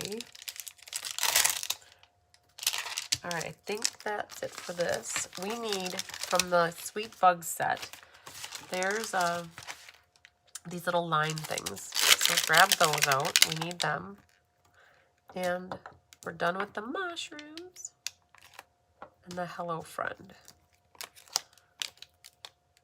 Hello Friend goes from here. Okay, so what we need is a bee. And there's a bee in here. Nope. The bee comes from Made with Sweetness. There's this little bee right there. A teeny tiny, itty bitty yellow polka dot bikini. Get it? Haha. And then we need the hello. Hello is really little. I believe it comes from this set called Scalloped Wishes. So there's that hello right there. So lots of little stamps here. That is exactly where that comes from. So you need that. The inside has, oh man, love you lots. Okay, and then the little flower. So the little love you lots comes from here. Oh, and here's the little flower. And the love you lots. Whew, can you imagine doing this in person? Kelly probably went home and just slept like a baby after this class was done. All right, so I think we have all the stamps pulled that we need. Now let's see what we got. Lots of pieces. So when you guys open up your kit, right? I'll set you over here. I know you like to see it, so let's set that right here. So when you open up your kit, you have an arm in here that's already scored for you. So when you burnish it, you just want to make sure your sides are flush. Okay. And then we'll burnish that side. All right, so this is the piece. So they're not all even, right? So this actually needs to flip this way. There's a bigger, taller square. Not square, rectangle. And then here's a section, and then here's a section. The longest of the sections is the top one, okay? This middle one is for that piece of designer paper, right? So we'll set that here for now. Inside here, if you continue, there are 2 pieces of vanilla and 2 pieces of blackberry that look very, very similar. They're not the same. This one right here, the smaller of the 2, is for the bottom section. The larger, longer 2 are for the top. And then you have a teeny tiny sentiment strip for your hello. Then this is your piece for your designer paper, which is that guy right there. This was for your envelope flap. Okay, we'll set that there. And then you have this piece, which is for on top of the blackberry mat. And then you have another piece of grass. Right, so let's not lose any stamps, and let's move you over to here. And we do need to burnish this yet. So this actually folds in half, so make sure you line up your edges. And then there's another score line here for you. And this score line goes back. So you're gonna make, this is a valley and then a mountain. So that's what we got going on. So that guy goes back. All right, you have a lot of pieces, right? So Karen Wetstein, she's the one that cut all this little paper for you. Good job, Karen. There's no die cutting on this card except for this little piece of grass. So Karen cut a lot of this. All right, so what we're gonna do is let's get glue happy first, because we should just adhere some pieces together, because we should. Let's eliminate some of this rigmarole of pieces. All right, so I'm gonna put glue on here, and we're not gonna forget about it this time. All right, so there's that. And then let's put glue. I did a dry fitting, so I feel confident with all these pieces. Okay, let's start with this. Let's not get too outrageously crazy here. We're gonna put this one right there. And when you do this next piece, you want to make sure that it's not upside down, right? So there's, I get it, upside down, right? There's a B there, and then there's a B there. I wish I would have kept a B on, but oh well, to be or not to be. Not to be is what's happening for us. And then this one goes here. Man, it's hard to do that free air here. Let's go right there. Okay, so good. Then this guy, again, make sure it's facing the right direction. Like so. Okay, very nice. Then our envelope flap, we didn't forget about you. Oh, but make sure it's not upside down. Right there it is. Okay. Next. Oh, whoops. Oh, my glue dot. Where did you come from? I had you over somewhere else. Oh, now you're stuck to my fingernail.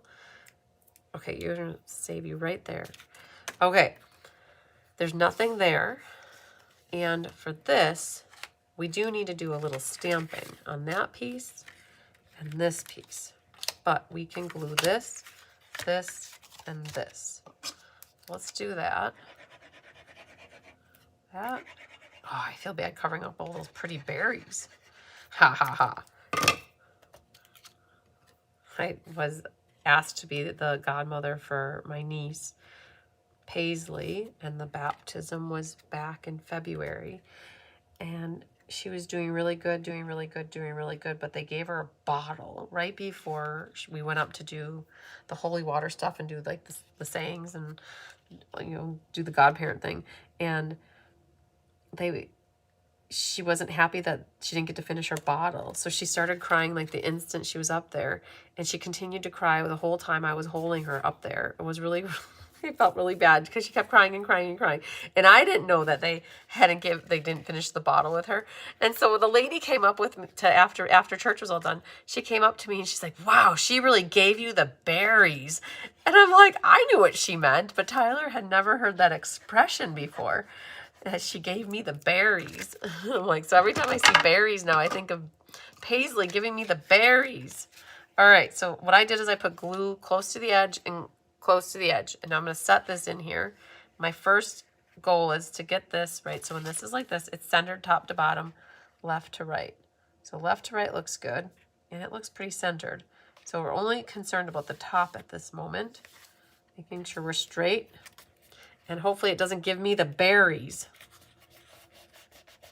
All right, so that looks good. Now what we can do is flip this back. And we want to make sure we get glue everywhere. So when so we're going to glue that down.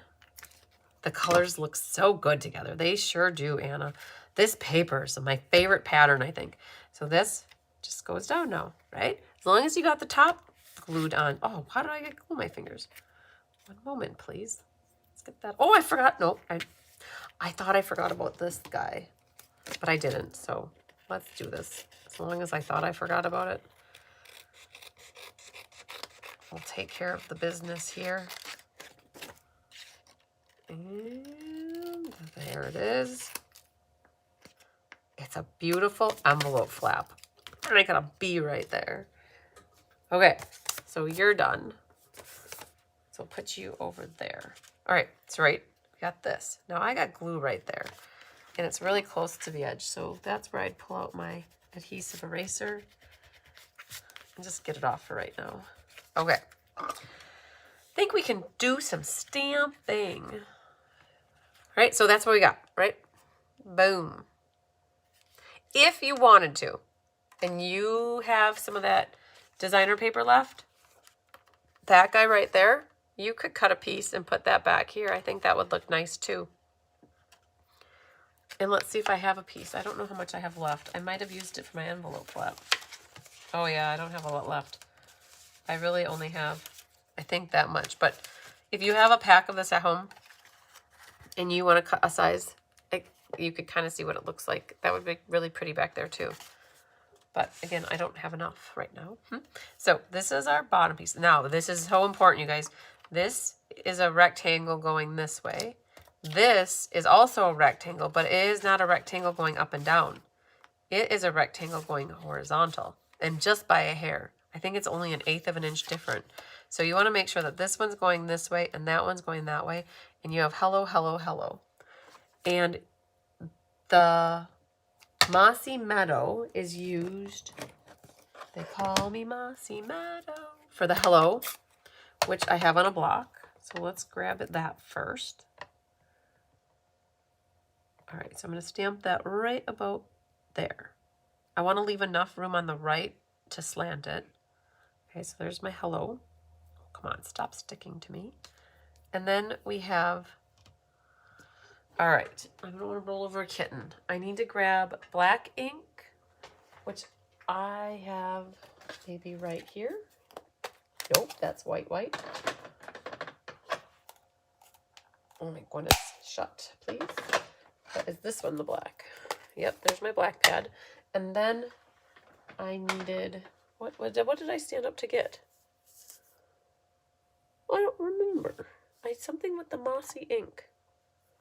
Gosh. Okay, I knew I stood up for black ink, but I don't, I gotta think about this for a moment. I do know that this is gonna get cut.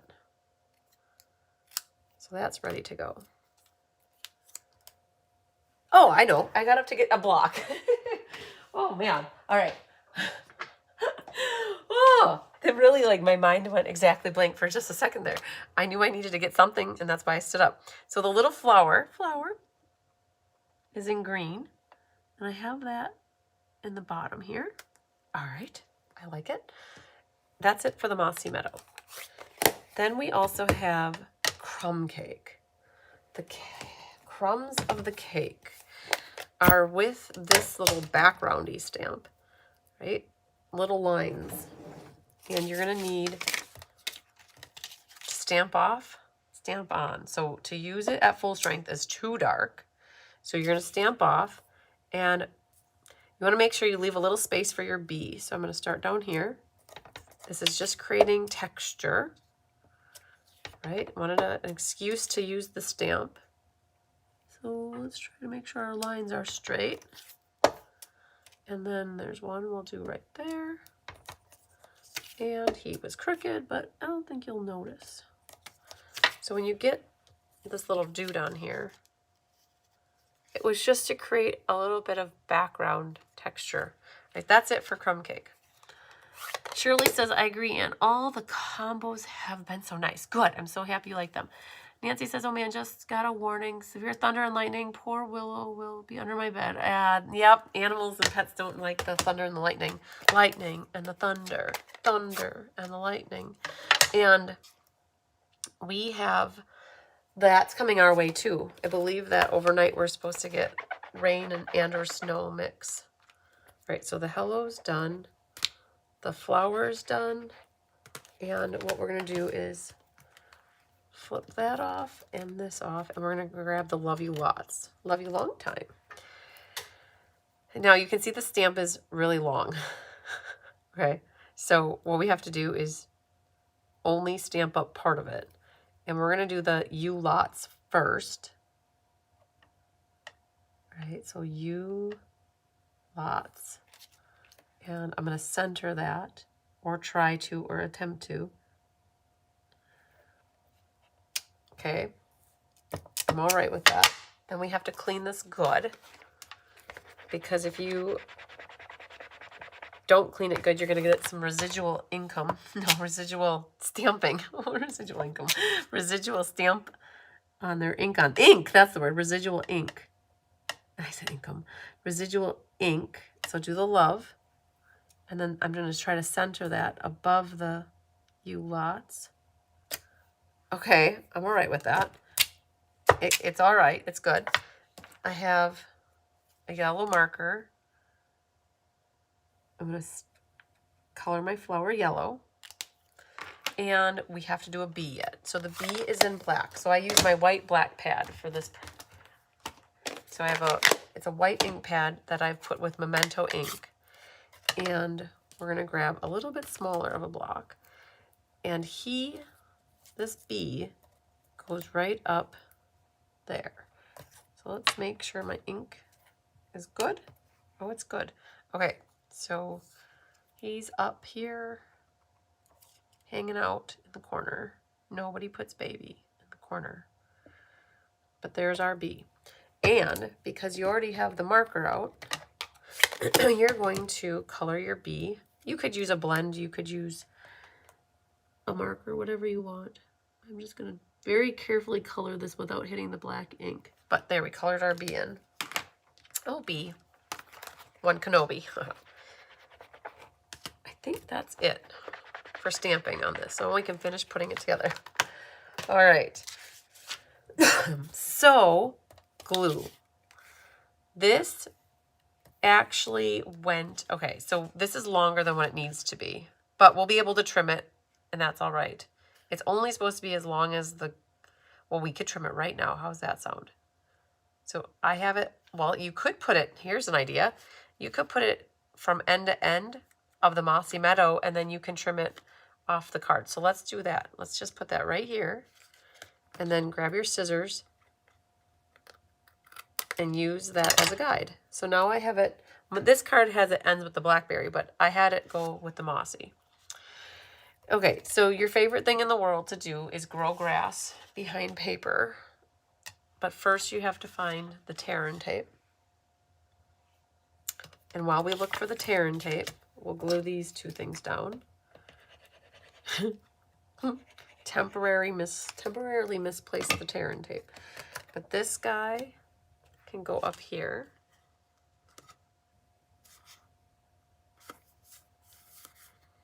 Yeah, the vanilla with blackberry and mossy. Who would have thunk it? And then this one goes right there. Can you imagine giving this to your grandchild? Like a kid would love this card. Especially because there's a purple caterpillar that's carrying a leaf umbrella. All right. Tear and tape is right there. I knew it was down here. So we're going to grow our grass here.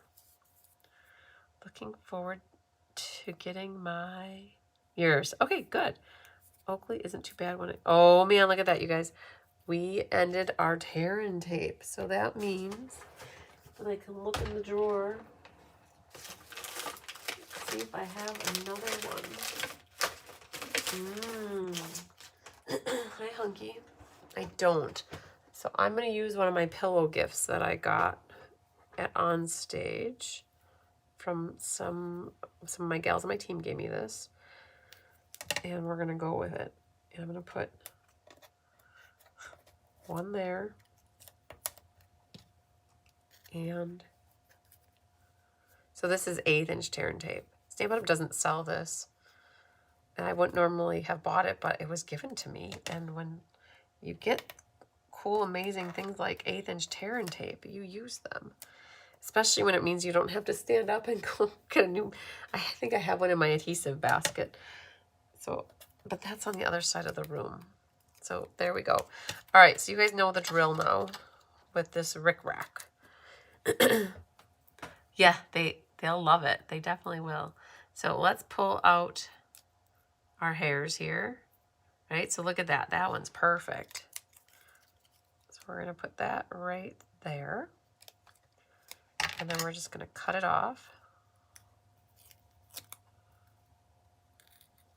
Like that.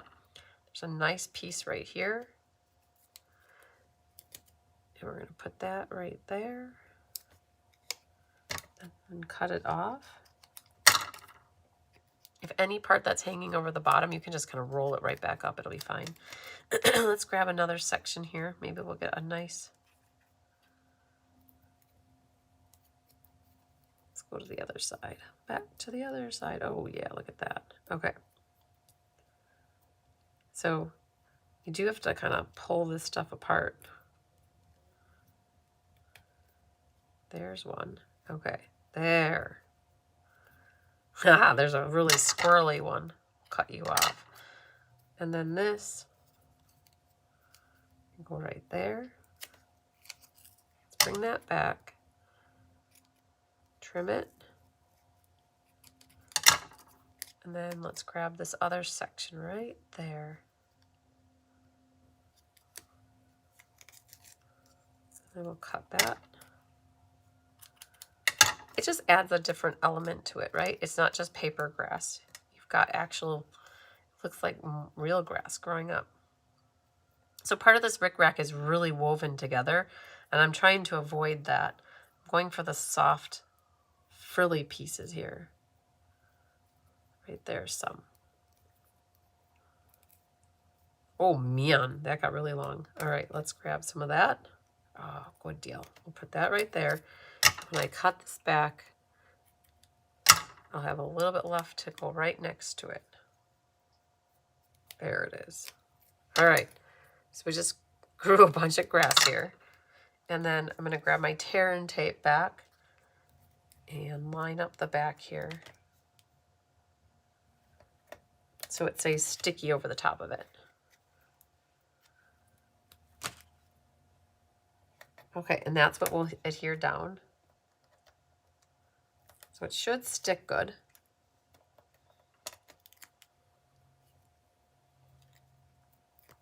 Good deal.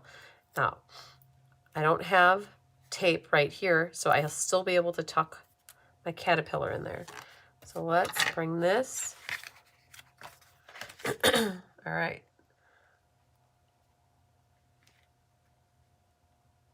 So I realized what I did. I had it go down to the bottom of the blackberry. So I think I'm going to do that. I'll have it come right down to the bottom of the blackberry. You'll have a little of the mossy margin, and then it just goes to the edge, from edge to edge. So that looks good. And then for our caterpillar dude, we can grab a few dimensionals, and we'll pop up him at the top, and then we're going to glue the bottom flat though. And so a little glue down there by his tootsies. And then this should bring that up and then tuck that. He's adorable. Like that. Yeah, very good. And there's a little bit of ribbon that's hanging out right there. You can just push that right back up. All right, and then we have our hello left. And all I did for that is put a little bit of liquid glue behind there. Don't put too close to the edge because I think a little of it does hang over. Catherine says, everyone loves those bugs. But you're not a big fan. Oh, I didn't love them at first. And it actually stays over to the edge here, so none of it's hanging over. I didn't love them at first. But then, as I started creating with them, as soon as I started, and I got this purple caterpillar, I was sold. This card sold me on the set. The first two that we made, it took to make all 4 of these cards before I fell in love with this set. All right. I think that we're good. Put you over there. Oh, gems. Wait. Ladybug. Ladybugs, ladybugs. So we got a ladybug on our leaf again. And then if you want, you could pop a little ladybug in here, right? I don't have one there, but there's room for it. And then you've got your little raindrops that keep falling on your head. Could go right there. And then the Stella. Because of the designer paper, you can go ahead and Stella. Now my Stella is like not happy with me, but you guys will have happy Stellas and glitterify it. But this was the card that was like, wow, had me at hello, right? Okay, Tom Hanks, right? You had me at hello and what, Sally Field? Okay. Whew. That one made us work for it a little bit, but I think it was good. I think it's good. I think it is the color combination that draws everyone. I think so too. Yeah, the blackberry with the mossy and the vanilla. All right, we got a winner chicken dinner here. So 1 card to go. So hang tight with me. We're almost there. I think we're close. We're so close now. Let's see. The last card is our book card. I'm just going to pull all my pieces in here. And I think that is my envelope flap with my sample. And then here's the last card that we're going to do. This is what you should have left. And I still have to do one little cutting here, I think. So we've got the butterflies already cut. And now I'm going to do the mirror image of this in case you guys have the butterfly that faces the opposite direction. And we have our little flower guys. They're drinking flower tea. And then this guy right here. So, whew, man. Definitely wish there was a die for this. So sorry that there isn't. But there are other things that are worse that you'd have to cut, I think. At least it's the only thing I had to cut for you guys so that you didn't have to sit here and watch me cut. Now these flowers, I'm just going to roll right around them. We'll tuck in here. I don't think I'm going to go down in between the leaves, the leaf and the stem though. So we're going to work our way right back up. Don't get too fancy with the flower. Just kind of roll it right over it. And I come back and I do that other part. I get this edge gone. And then I'll come back right here and finish this part. So that when I come back up, my leaf is done here then. Okay, there we go. Back on track. So we've got that. Now that is actually going to go on the other side though. Okay, the last kit that I have is down here. Ooh, maybe it's hiding right there. Okay, ooh, I have a Post-it note with my name on it. That means I got something special to share with you how to, and maybe I won't even notice what it is. All right, so this is our envelope flap. Oh, interesting. Did I cut myself 2 envelope flaps? I might have. I did. Okay, so on the original one was a little bit thinner, and then I must cut that one, and that's okay. I'd rather have a little bit wider one. So let's just get this guy glued down. So that matches really nicely. It's right there. We'll come back to that and cut that in a second. All right, so this is a horizontal, so it's the hot dog style. So you'll have, ooh, we get to use that stamp again. So you've got your mossy with the vanilla, and then this is where all of our things are gonna go on. This, that, and the butterfly. And then I've got the grass, that'll go there. So that's that scene. And then this is the inside. You have your vanilla and your old olive. And then these, you wanna make sure that they're buttoned up together. So use your bone folder, and then one side has another score that this comes back. Like that. All right, so then these two pieces, that one should fit there, and this one fits there. So, and then our old olive on the inside. So let's get glue happy. And we'll glue these three. You had me at hello was Tom Cruise, wasn't it? Oh, you could be very right. You know what I was thinking? I was thinking when Harry met Sally. Wasn't that Tom Hanks and Sally Fields? But you're right. Tom Cruise was probably You Had Me At. What movie was that? You Had Me At Hello. You guys, I'm better at making up song lyrics than I am at remembering the actual names of movies. How about that? We'll go with that for my answer. You're right. I don't know. You had me at hello. All I know is it's something to do. All right, so this, make sure that you have your book binding like flat. Then you can glue this inside in. All right, so that's good. Now what I have, the Rick Rack pigtail needs to get adhered in, and I'm going to do a little tear and tape sandwich. I do wish I would have had my thick tear and tape, but we're going to work with this. So we're going to put, gotta be careful. You don't want that adhesive coming out there. Jerry Maguire. Yeah, is that it? Show me the money. Nancy Moles got it. I think that's probably right. Show me the money. Yep, yep.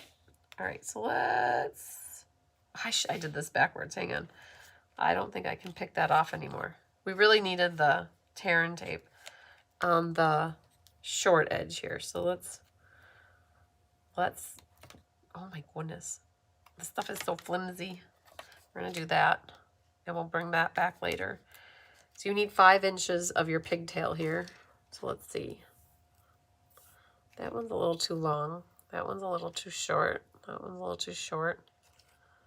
I'm looking for the one that's just right. Well, we'll go with this one. All right, so flip it back. And I don't think there's a top or a bottom to the Rick Rack. So what we're gonna do, center it. Aunt Patty says, Jerry Maguire was with Renee Zellweger and Tom Cruise. But right, wasn't that You Had Me at Hello? All right, so there's this. We're gonna trim our tail so that this isn't all bulky on the inside. We can make lots of grass with that, right? And then I've got this little guy.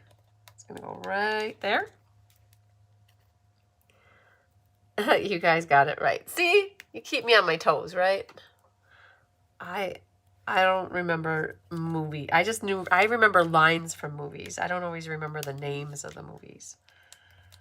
Okay, so there's what we've got, our little tear and tape. We've got a little tear and tape sandwich. And now what we can do is put the glue 42 down. And we're making our little book. Ooh, gotta be careful. Don't woozy too much here. Okay, very good. But it was Jerry Maguire. Yes. Perfect. You guys got it. I feel like I need to watch that movie now. Show Me the Money. I've seen it, but probably 20 years ago, right? I feel like that movie came out in the 90s. Or early 2000s. I don't remember. Let's see here. That's our inside, and we need this for stamping. So we're back to the other side. We need our crumb cake, or crumbs of the cake. And we're going to do that little liney action thing here. It's 2-step stamping. And we've got stamp off. And okay, remember I've got the mirror imaging going on, so I have to be careful. My hello friend is important to me. So hello friend, And that comes from, who wants to guess? Let's think about where that is from. I have the stamps right here. I just don't remember which one it is. Not that one. Oh, is it this one? No, not scallops. That's where the hello came from. But what we'll do is put it back home and close it up because it's done. All right, well, it's not with this one. That one had the B. We'll put you back. Must go right there. So you're done. Oh, I found it. It's called Delicate Whispers. This guy right here. Okay. And then we've got Hello Friend, and then we stamped, what did we do on the inside? Wishing you happiness and love. Oh my. All right. We'll have to find that too. So Hello Friend is here. You could just use the hello too. It doesn't have to be friend. It can be whatever you want, actually. It's always whatever you want. Whatever you're looking for. So we've got the Cajun Craze, though. I'm stamping the Hello Friend because I don't want to accidentally put the lines where they're not supposed to go. So we're going to do Hello Friend. But my butterfly is going to go here, so I'm doing Hello Friend over here. All right, so that's nice. I'm good there. I put little mushrooms on the inside, and I think I put those mushrooms away. So you know what I have out right now? I have the flowers, and I got a lot of stuff going on right here. So let's grab this and put it away. And we're going to do flowers instead on the inside because they're out. We'll put some right there. Right there. Okay, so that's good. And then, is that from there? Oh, it is. Look at that. That's saying, wishing you happiness and love. It comes from that set, Delicate Whispers. And I have it right there. I'm going to see if I have that on there straight. I think so. So, nice saying, wishing you happiness and love. That stamp set, the bundle just came back. It was out of stock until last week. And now I don't know if it is still currently, like if it stayed in stock or if it's out again, but it did come back with a whole bunch of stuff last week. So that's good to go. Then all we have left is the one that I've been hanging out here waiting for is this guy. So now that I know my Hello Friend is there and this little dude is there, we're going to do some lines there.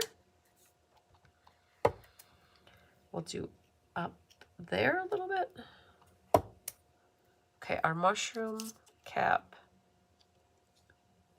is like that. So I'm going to do one over here. And then I'm going to do one down here. And one over there. Let's just see what that looks like. So that goes here. Our butterfly goes right there. And then the flowers are right like that. All right, do I want more lines? I do want more lines. I want more lines right here. Oh man, I connected the dots. Okay, then you know what? Let's just put some right there as well. I'm just creating some background textures, all I did. And if you don't have this stamp set, you could always use whatever background texture you wanted. It doesn't have to be this stamp set, this texture. Okay. I Googled Jerry Maguire with Tom and Renee. You are correct. I believe you guys. Glad that's over with. You would have lost sleep. Yeah, I'm glad we figured it out too, you guys. All right, so this, all right. That's going to get glued onto here. Oh, man. So because we put ribbon over here, we didn't put the fake grass coming up. Oh, man. Oh, there's mushrooms. That's good. Okay, let's get gluing gone. All right, so glue this. And we're going to glue this.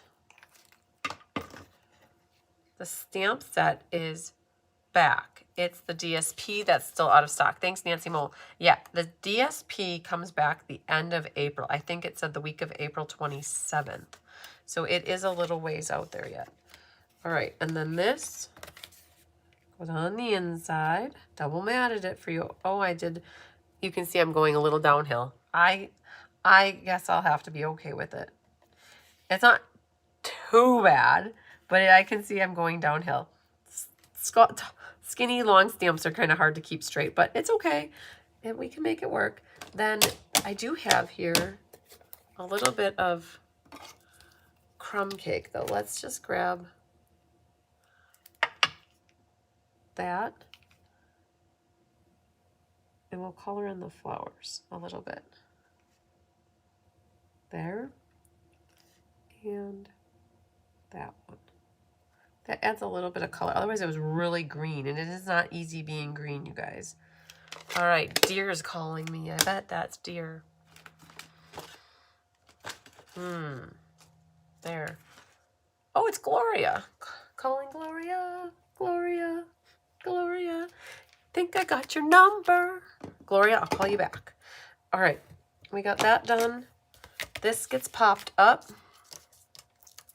Let's do this, that, there, and here. Oh, man. I want more. We're going to do one there and one there. No saggy middles. This is going to go right on the front then. Well, let's test out our grass here first. If it needs to get trimmed, now is the time to trim it.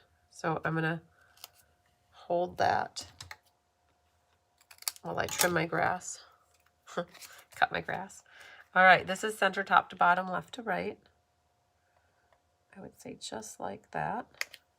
And then how I will do the grass. I'm going to put my favorite tearing tape. It's not really my favorite. It's just really hard to rip it.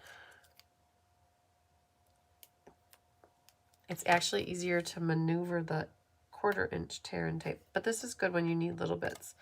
All right, look at that. So here's what I would do. I would take and put another line of it right here near the top. And I'm only going to pick off the bottom one. Okay, so I got the bottom one, which is what's going to attach here. I'm going to put it right along that bottom edge. Okay, now these two that are hanging out on the mushroom top Babalop are going to be popped up at the top. Right there, whoa, and there. Oh, let's do a few more here. That and this one. Right, so we've got it popped up at the top, and what we're going to do is adhere it flat at the bottom. Right, and remember I didn't take that tear and tape backing off, so it should slide right underneath. Okay, it's on this side though. Remember, I'm doing mirror imagery because my butterfly happens to be flying the opposite direction of that one. So now this needs to go in here. It should go down underneath the grass. Good. So something like right there. These are going to get dimensionals on the flower tops here. Like that. And then liquid glue at the bottom. And then our butterfly, we'll give that one a dimensional too. There and there. And then I'm going to have that staged, ready to go. I'm going to put liquid glue down here. So things I like popped up at the top and then flat at the bottom. So this guy's going to tuck in here. Like that. And then our butterfly is coming to the party and it's bearing a gift of a flower. Right? So I'm going to use a little dimensional there. Remember, a little baby dot of glue on its hands so the stem is connected. Just a little dot. A little dab will do you. Jimmy Buffet, right? Okay, so my flower's the opposite. It's in its face. So that flower is perfect. How am I going to attach this flower so that it doesn't... You know what? We're going to have it like that, I guess. That looks fine. So I didn't really need the liquid glue because the way that it's angled, it just didn't go good. But that'll be okay. Now for the favorite part. Let's get these guys. So I've got a little ladybug picnic there, and then we've got one crawling up the mushroom stump. And then the clear ones look really good on the mushroom. So there's two there, and then I'll put one more there. Okay. Oh, man, that was a workout and a half. All right, I think we did it, though. And I didn't get the opportunity to utilize that little glue dot. So where can I put it? I think I'm just going to throw it away. You guys, I have a hard time even just throwing away a little glue dot that I didn't use. That's called being frugal, isn't it? Naughty Nancy would say it's just paper. You know, quote unquote paper. Let it be. All right. Oh, we did it. So, see how many squirrely pigtails I have left here? I had quite a bit left there. We didn't use a lot of ribbon for this class. Now, I did notice here, I tied an overhand knot on here. I like that. When Kelly did her card, she just liked it like that. So I guess whatever you like. If you don't like the overhand knot on, leave it off. But if you want to do the overhand knot, all you're going to do now is lift that up and tie a little knot. And I have it about a third of the way down probably. And then use your ribbon scissors. You can cut your little tails. So these little tails are actually perfect too for if you want to grow some grass. Okay. Whew. My goodness. All right. Can't wait to put yours together. Yay. Oh, very awesome. Yes, awesome. Awesome is right. I love I think we did great with the cards. We were really pleased with these. I guess apparently so pleased that we're making up a lot more for you guys. All right, so let's bring out oh, not done with this though. We'll bring out the cards so you can see all the ones that we made. You can tell me what your favorite one is, right? There's got to be a favorite. Let's cut the envelope flap really quick.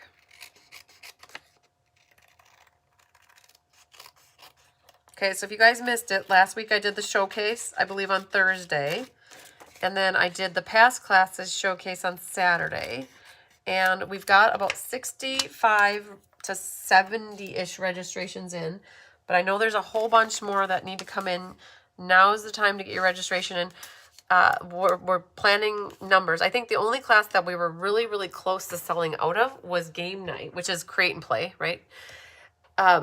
We actually planned for 48 and we're at 45 right now, but we haven't even kitted them yet. So what we did is we reforecasted for that class and we put 8 more into the mix. So we no longer have 48, we have 56 with 45 signed up. So we still have some bandwidth yet on the create and play. The create and play was the Paradise Garden one with 5 cards. So definitely we have bandwidth. We have flexibility with that one because we haven't really kitted it yet. So we kind of I just today changed the forecast because I was like, oh man, with like 30 more people that might register, that class will oversell. So I'd rather have it on the front end correct. So the sooner you guys get your registration in for classes for April, the better we can make sure that we don't tell anybody no. So just keep that in mind. And then here's the cards. I got them all finished for you. And I'm a little biased. I have to go with one of the ones that is the purplicious ones because I love purple. And I would then have to go to this one because I love, L-O-V-E, love the purple caterpillar. And Yvette needs game night. Yes, definitely Yvette. Go in and if you don't, I don't know if you did if anybody's done the April registration form and there's a class that you want to add, all you got to do is send me an email or somehow get a hold of me and just say, hey, I didn't sign up for this class, but I'd like to add it. I'll go in on the back end and adjust it before we send your registration email from us. So yeah, it's not too late to change things. Okay, let me go back to that so you guys can see. Mimi says the book card and the mushroom, then the purple caterpillar, and then the fun fold, but they are all exceptionally awesome. Lynn says the caterpillar cards are her favorites. Yeah, these little caterpillars are so adorable. Jean likes the purple caterpillar too. I love it. So you guys have some stuff left in your paper pack here, in your scrap yard. Look at the little bee with the balloon too, is adorable. So this was really hard. A lot of people, we didn't design with this scene right here, right? This scene here. There's little ants that are singing Kumbaya and roasting marshmallows by an open fire. Okay, so that's adorable. There's this little guy, the little ladybug on the snail, super cute too. So when you get the full sheet of paper, you get a bunch of these with that scene, right? So it looks like, it must look like, well, that's the reverse side actually. Oh, it is the reverse. That guy's playing this way and that guy's playing that way. But they're dancing by the moonlight, which is super cool. So when you get the full pack of paper, you get to play with a little bit more of the scenes that are going on. So there are your little ants marching. There's a little ladybug holding the flower. There's this dude right here, grasshopper, with a purple ball of yarn here making a purple scarf. At first I thought about it and I thought it was dumb, right? I'll be honest, when I first saw this, I thought it was kind of dumb. I'd have to say that, I can't lie. But then again, I mentioned as I started working with it, I thought the stuff was cute. And little kids would absolutely love this stuff too. Look at that little purple ladybug-ish thing holding the flower and these little ants holding the grape. Not the grape, the blackberry. So yeah, so I fell in love with this set. I have to say I did. And then I went and bought a couple packs for myself to hang on to for someday when I have a rainy day, right? Okay. So Debbie says the purple caterpillar, and then followed closely by the mushrooms. Oh yeah, I always like that one. Okay, no problem, Yvette. And Yvette, just know for your past classes, you should put for past classes that you want the Made with Love, because I already have that sitting on the table for you. And then add your, you don't, what's the other class? Oh, Brush with Beauty, or, oh, Easter Joy. You wanted Easter Joy. So that's your past class. So in the past classes section, make sure you put Easter Joy and that you put the Made with Love, because I do have one held for you. All right. Even though it, like, I didn't show them off in the showcase, I have it for you. All right, and that's why I didn't buy the stamps or dies, because you don't necessarily need them, right? You can definitely make these cards without having stamps and dies. All right, so I am going to do the drawing for this class based off of everybody who had registered by, like, through the March registration form. So I'm up to 72 here. So let's do random number generator, and I will bring in the number 72. I'll drop the camera down like it's hot and hit generate. 42. 42. 42 is Pat Bischoff. Yay. And then the second one is number 16. Cindy Bennell. Yay, Cindy. Awesome. Very good. So we have Cindy and Pat Bischoff as winner chicken dinners for tonight. And yay. All right. I know we went way over. We went a half hour over.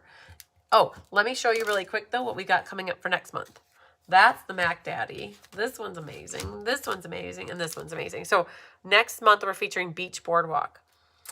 We also have it set up that we kit 64, right? So it would be good to make sure that if anybody wants to get this, that they do. I have the bandwidth to do 8 more. So that would be 72 for me. So I'm just hopeful that I don't oversell on this one because these sparkle gems are no longer available. But I could always make something work so that if somebody wants the class that I don't necessarily have the gems, that they could always pick something else. But Beach Boardwalk is ink, paper, scissors for next month. And it's another one where you don't need the stamps. Any sentiment will do just fine there. And then this is a fun fold with the Ferris wheel. Super adorable, right? With all these little baskets already cut for you. And then you open up and we made it a birthday card. It looks like this is your cotton candy card.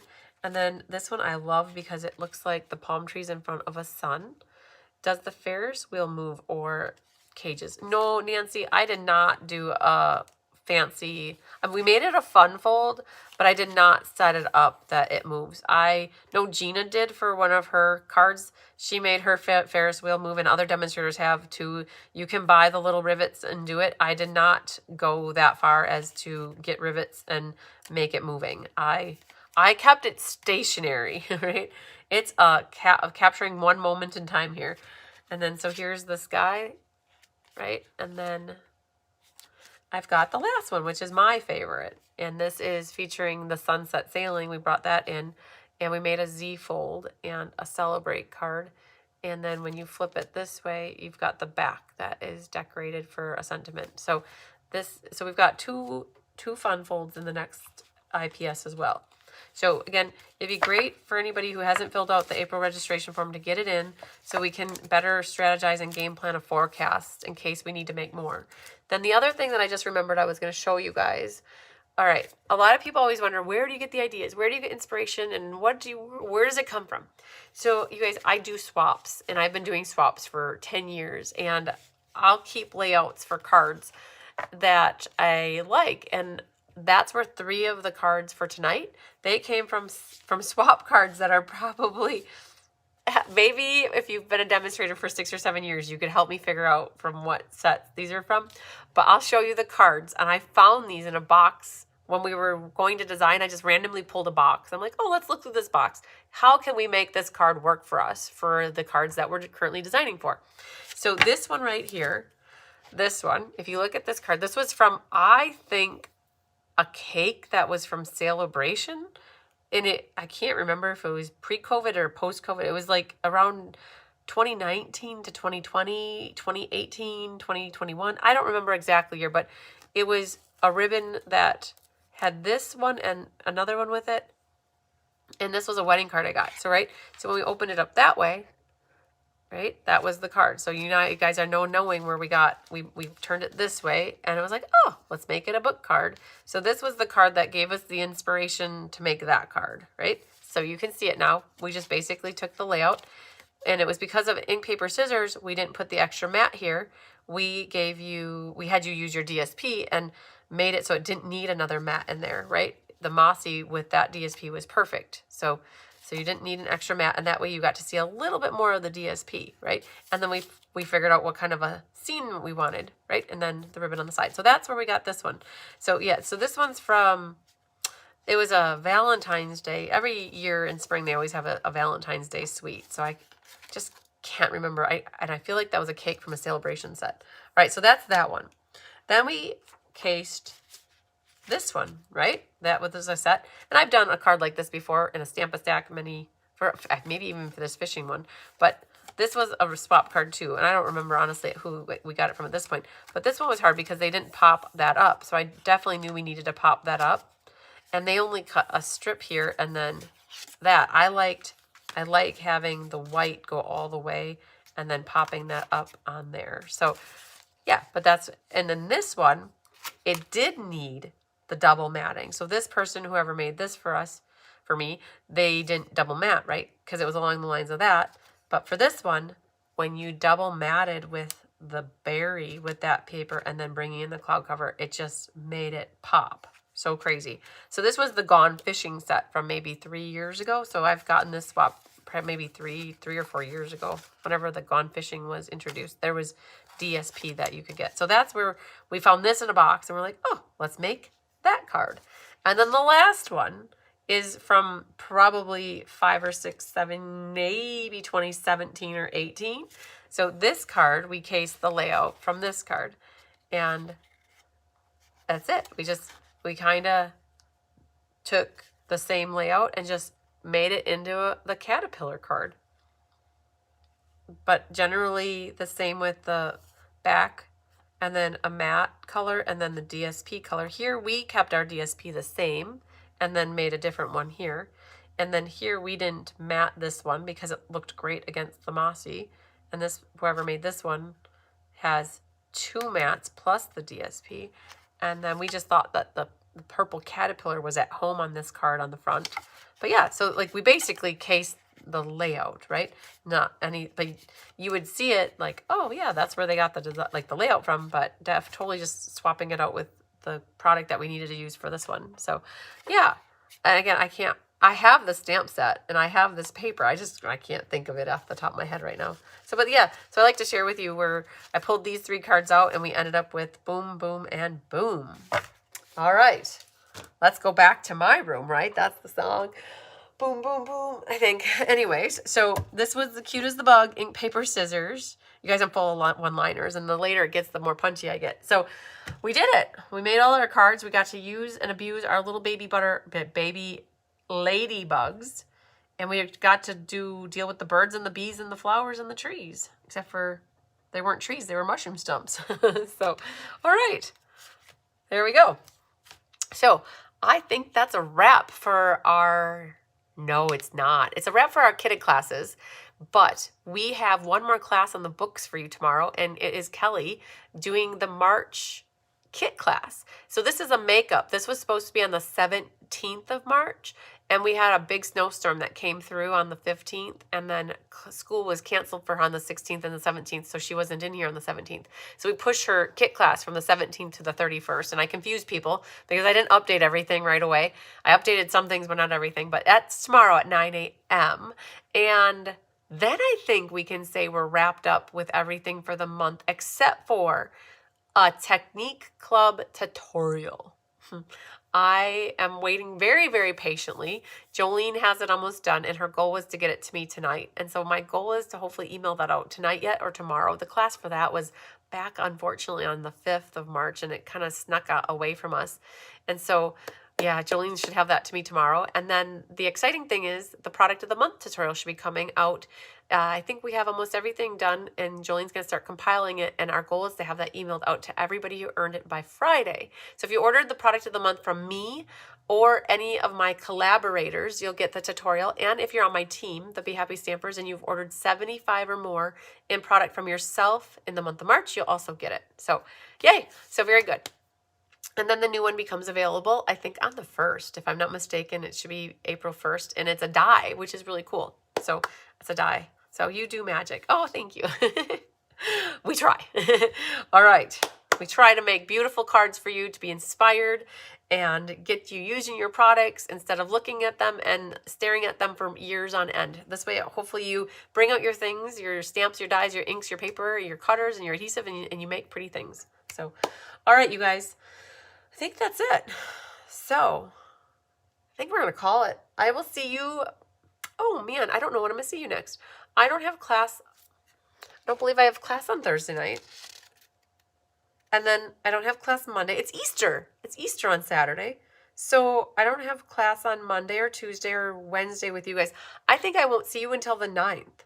So, oh, man, that's a long time away for you guys. Oh, man. All right. Well, that's okay. That will give me time to focus on responding to your registration emails. That's my goal. I'm going to work on your registration emails, and we're going to get that product of the month out. I'm not going to disappear on you guys. I'll still be around, and I'll be sharing posts as long as I can. I just shared a post. Did you guys see it? I'll show it to you really quick. In case you guys don't see my Facebook page, I shared a post with you guys of Bigger Tigger here. Let me just see here. Let's go here in case you guys don't see it. I asked you guys a question, and I hope to see your answers. It says, Bigger Tigger, Mr. Officer and Supervisor would like to know which new ink color is your favorite and let you know the first set of projects for the Stampin' Fun Sun are ready.